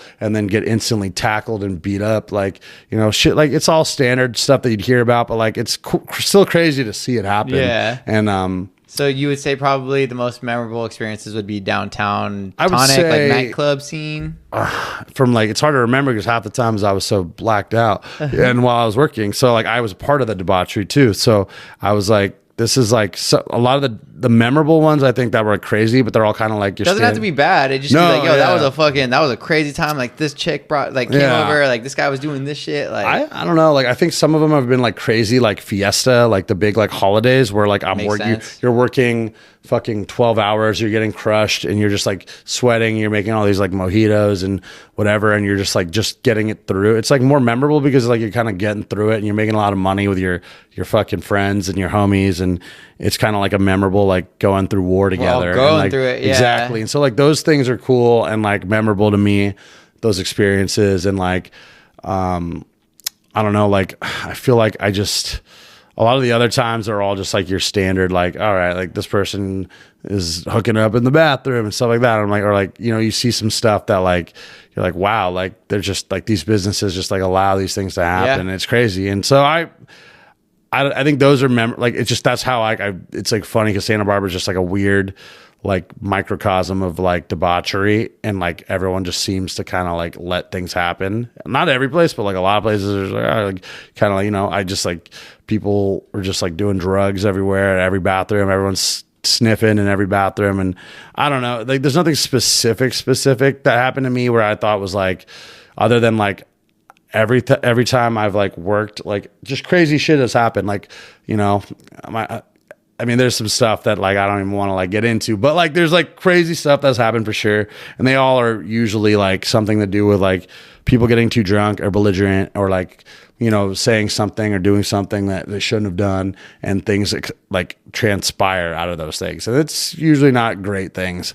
And so I think it's just like what you might think it would be, and I think those are like I remember all these things. I remember berries. I remember all these things, but honestly, it's like kind of everything in general. It's like such a lame thing, but it's like the experience as a whole has been just like kind of like a ride, and it's like it's still almost not ending. Like honestly, like the most recent one that's like a big thing to me is me bartending at Coachella. That was fucking crazy, and that was like the most like crazy thing that's happened in a long time to me that has any kind of recent memories, because it was like a club style bartending, and I saw some crazy shit. And you know, I worked at one of the biggest festivals ever, and I never thought I would be doing that. And you know, I went to Coachella when I was 21, and I was like, there's no way in hell I'd ever, like, you know, I never even thought if you told me 10 years later I'd get asked to go do that. And I'm like, I kind of was getting out of the bartending stuff, and so for me to get asked to do that again was like pretty cool. And it wasn't like technically hard bartending, but it still was what it was. And I saw, you know, people passing out because of the heat or the Molly or both, and you know, people just having fucking just being like just out of pocket and being upset.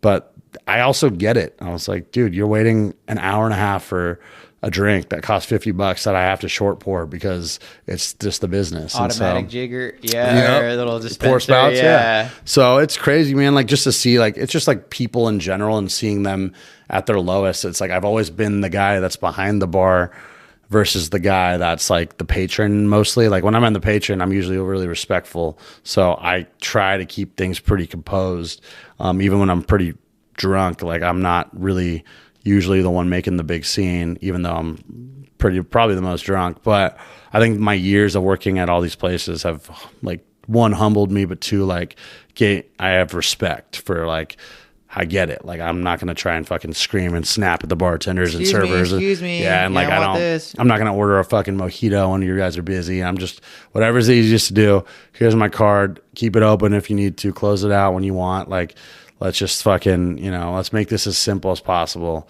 And let's make this a good experience. Exactly. Let's make this a good experience. It's like, let's not, you know, I think everyone should work in the industry, and so they have a little more respect for other people, because it's like, this shit's, you know, it's easy, but it's also mentally not easy. Oh, yeah. It's physically, you know, not the easiest, like, but like you could do it easily, but mentally to deal with like the amount of bullshit is like so strenuous and annoying. So I get it.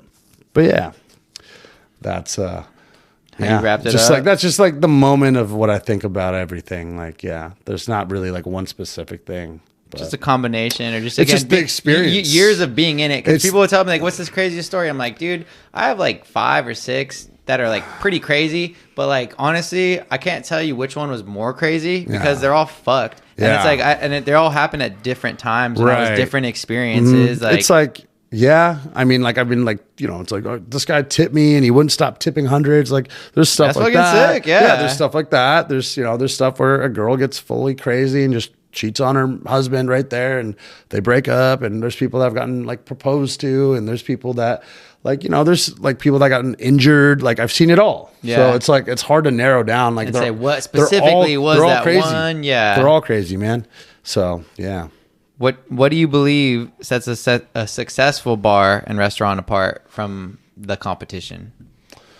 I think the people. I've always thought that, but like if you're in a bigger city, like it might not matter because you have so much traffic. But I think in a smaller town, just speaking on Santa Barbara, like being a cool, like humble, like awesome, like energy in person, like that'll keep people coming back. And like, you know, that's what I think is important. Like it's your staff really. It's like, I don't want to go see some dickheads. I don't want to, you know, I wouldn't want to see me, to be honest. Cause it's like, people do though. Yeah. I don't know why. Wink, wink. People do. Why people would you? Do. But, I it's like that. It's like, I purposely won't go to places cause it's like, I don't know anyone there. Like, why would I, like, I'll like go see my friends. Right. But, when you're out in like LA or something, when you don't have that option, it's more like then you go to like, what's like the vibe and like what's like the aesthetics, like, oh, that place is cool, because then you're judging places on not the people but more of like the vibe and the energy and the aesthetics, and like, oh, that rooftop's cool, or those cocktails, they're good, atmosphere. they're known. Exactly. So I think that's number two, having a cool like atmosphere. Like I think, you know, a place could have like a sexy, cool, like, you know, it just depends. It has to be consistent with what it is. And I think that's important to remember. Like, it's like, you know, some places you just used to open the doors back day and just have like liquor and a hot chick behind the bar and you would make money. But now it's like a little different. People need, like, you know, they want cocktail programs and, you know, charcuterie plates and da-da-da-da-da. Not everyone, but like, I think I appreciate nicer things as I got older, but I also love a good dive bar and like a shitty little spot because it's not expecting a lot. But, you know, I still think at the end of the day, you need to have like a cool concept, cool people at the very least. And then like decor, aesthetics, lighting, sexy stuff, I think is cool. Like, I think all these things are like very important. And then like, kind of like this, like, you know, the social media presence would be cool for me on my end because I like social media stuff. So if they have a cool like social media presence or like an exclusivity thing going on where it's like, you know, like that place is the place to be.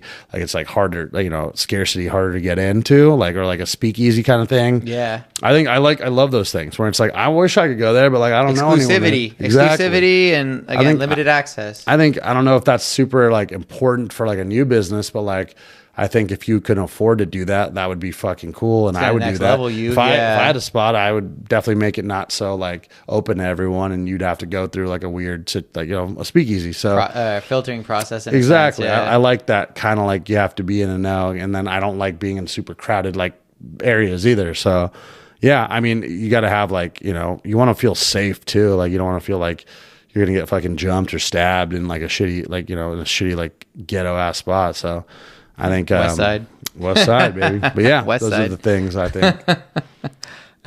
I have 5 more quick, easy, random, funny questions. Yeah, we already got through the value content portion of it, but I like to wrap it up with a couple funny questions. Again, you can be I'll try to be funny, expressive, or as long as you want with the answer, or you can be as short as you want.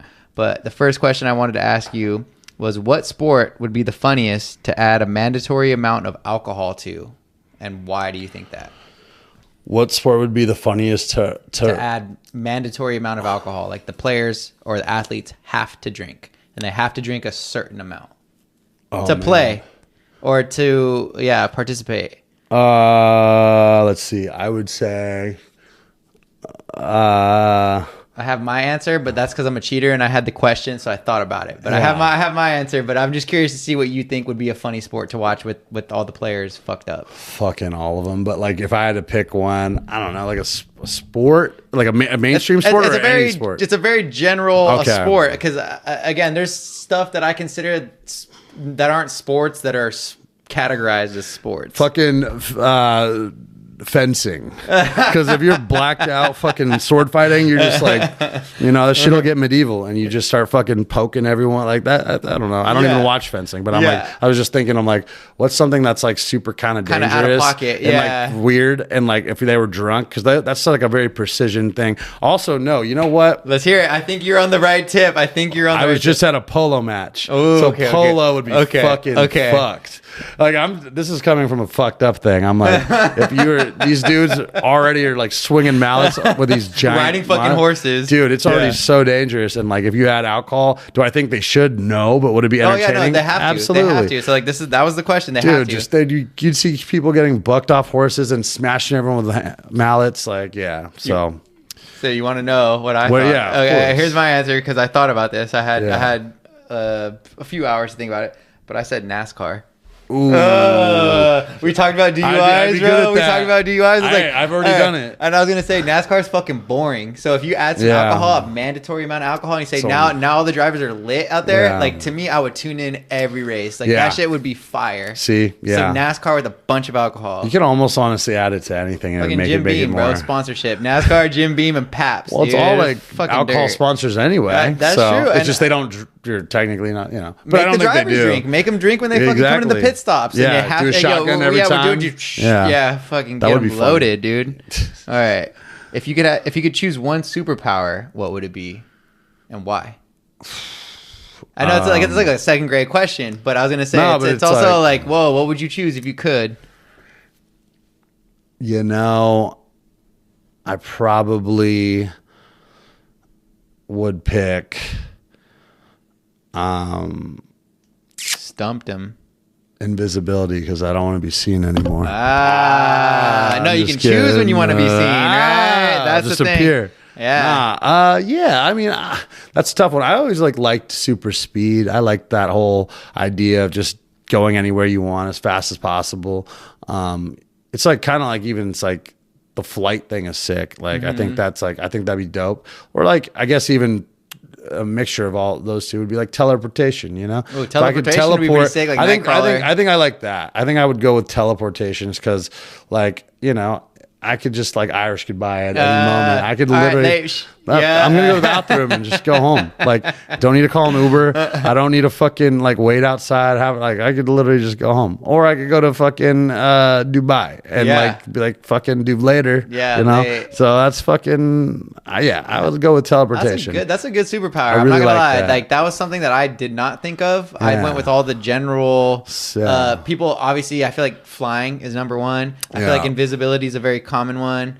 I thought about invisibility because I'm like you said, I can choose when I want to be seen, but I could also sneak into places. I can sneak into concerts. I can sneak into cruise ships. I could do a lot of shit with invisibility. Totally. And I was like, okay, I think that would be a good one. Flight, I feel like flight's a little overrated.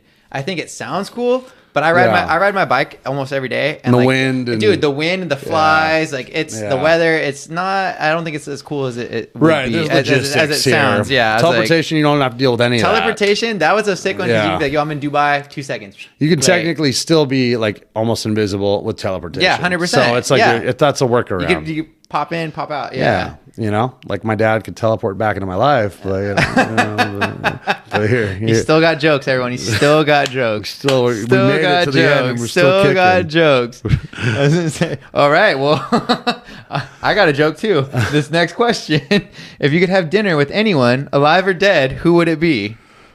Oh man, these are good questions. Because you could actually choose one alive and one dead. I don't care, but I would just be curious to see who you would want to spend some time with. Okay, if I could spend time with someone alive right now, anybody, maybe an idol, maybe a mentor. Yeah. I would probably pick the Dalai Lama so we could make. I'm just kidding. I would pick. No, I would. I think it'd be cool to talk to I mean, I don't know why, but like Jeff Bezos comes to mind because I just kind of was like, what is your deal, bro? Like, you're kind of like doing so much and you have so much power and money and control over stuff. And he'd just be like an interesting person for me to like ask my questions and be such a shithead. And like, it'd be like interesting just to like, cause like we're not the same at all. And like, but he's like someone who's just clearly done so well. Almost like a Elon Musk would come into mind in a way. Yeah, it would even go like Elon, you know, it would be cool. But let me think. And someone dead?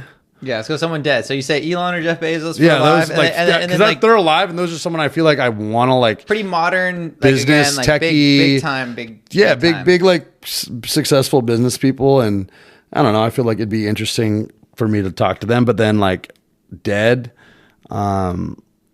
I feel like fucking Tupac, bro. Like I feel like Tupac. Read my mind, my guy. Read my mind. Is that you? Yeah. Well, your cat's named Tupac. That's 100% my cat's name Tupac. Yeah. Why do you think his name is Tupac? Because you want to have dinner with him. That's why. I wouldn't put it that way, but you have dinner with your cat all the time. Yeah. I like Tupac. I think he's Tupac would be a real one, man. I mean, that's like, it goes to our childhood too. You're my age, and like Tupac was like a generational thing of like, you know, I think we all have respect for a guy that we don't even know, but like just through his music and his like message or whatever you want to call it, like I would say his message, 100%. It's fucking, it's like, yo, like I want to fucking talk to this dude, and I want to figure out, like, not figure out, but like it's like it just would be like a cool thing to do. And like, yeah, that would be like, you know, someone that comes. I just wanted to answer straight from the things that come to my brain. Yeah. So like the Bezos Musk thing comes from a place of like, I'm in that mindset right now of wanting to do these things and like business and do more. So like that's why I think mentorship in a sense, like those guys would be like, hey, check this out. You know, how would you scale and do this and what did you know, whatever, and like that kind of thing. And then like with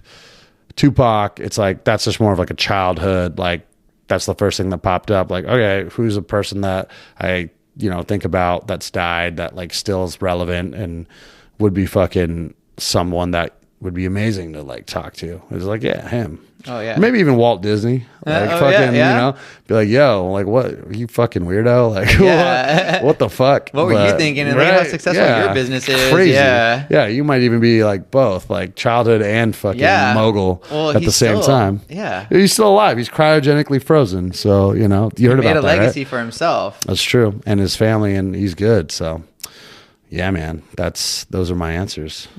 What's the first thing you would buy if you won the lottery? Cocaine. Just kidding. And a big bag of cocaine. No, fuck that. Fuck cocaine. Fuck. What would I buy if I won the lottery? At this point, like you won the lottery tomorrow. Oh yeah, I would easily. I would buy my own house and get the first thing. Yep. Fucking big ass. I'd be shopping for just like a house. Just it does not. I mean, I just would get my own spot, and I would get like, you know, probably. So if you were gonna buy your own house, where would you buy? Santa Barbara here, or another state, or California still? I would. I don't know if I would do California. I would probably want to go see, like, I would probably want to like go. So I guess technically, if I won the lottery, I would go travel. I would quit all my jobs. I would immediately go travel and go to places that, you know, I'll go to Japan. I'll go to Spain. I'll go to Colombia. I'll go to all these places. Go to Thailand. I'll go to all these things. All the places I didn't really get to go to because I've been out here working. And then I will then make a decision and then get my own spot. So based off where you travel, where you want to live. Yeah. And then, yeah. But like I definitely... House would be priority.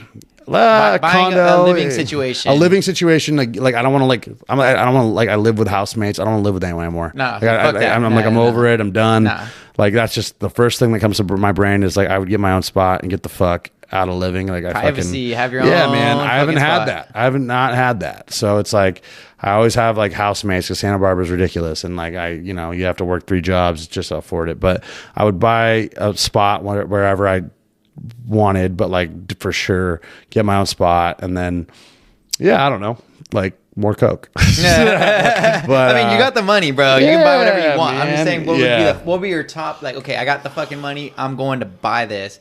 and everybody can fuck off. A house. You say Yeah, I would travel in a house. house. Yeah, because it's those things that I don't have and like I've always wanted. It's like I want my own spot and I want to like figure out where. Yeah, and I want to like go out and travel because I've never been able to. I always just have to, I've been working and like I could be better with saving, so I could do traveling, but like there was a lot of reasons why I couldn't, and I had like a lot of bills and those financial things and legal things where I couldn't, and so that's probably why I want to do it so bad, because I was like, I feel like I've missed out on a lot of it, and everyone that always travels says like it's how great it is and whatever. So that's where I'm leaning towards, like, for sure. Not even leaning. That's what I would do. That's what you would 100%, do. Yeah. All right. Well, when you win the lottery, I better see you do that. I won the lottery when you had me on, baby.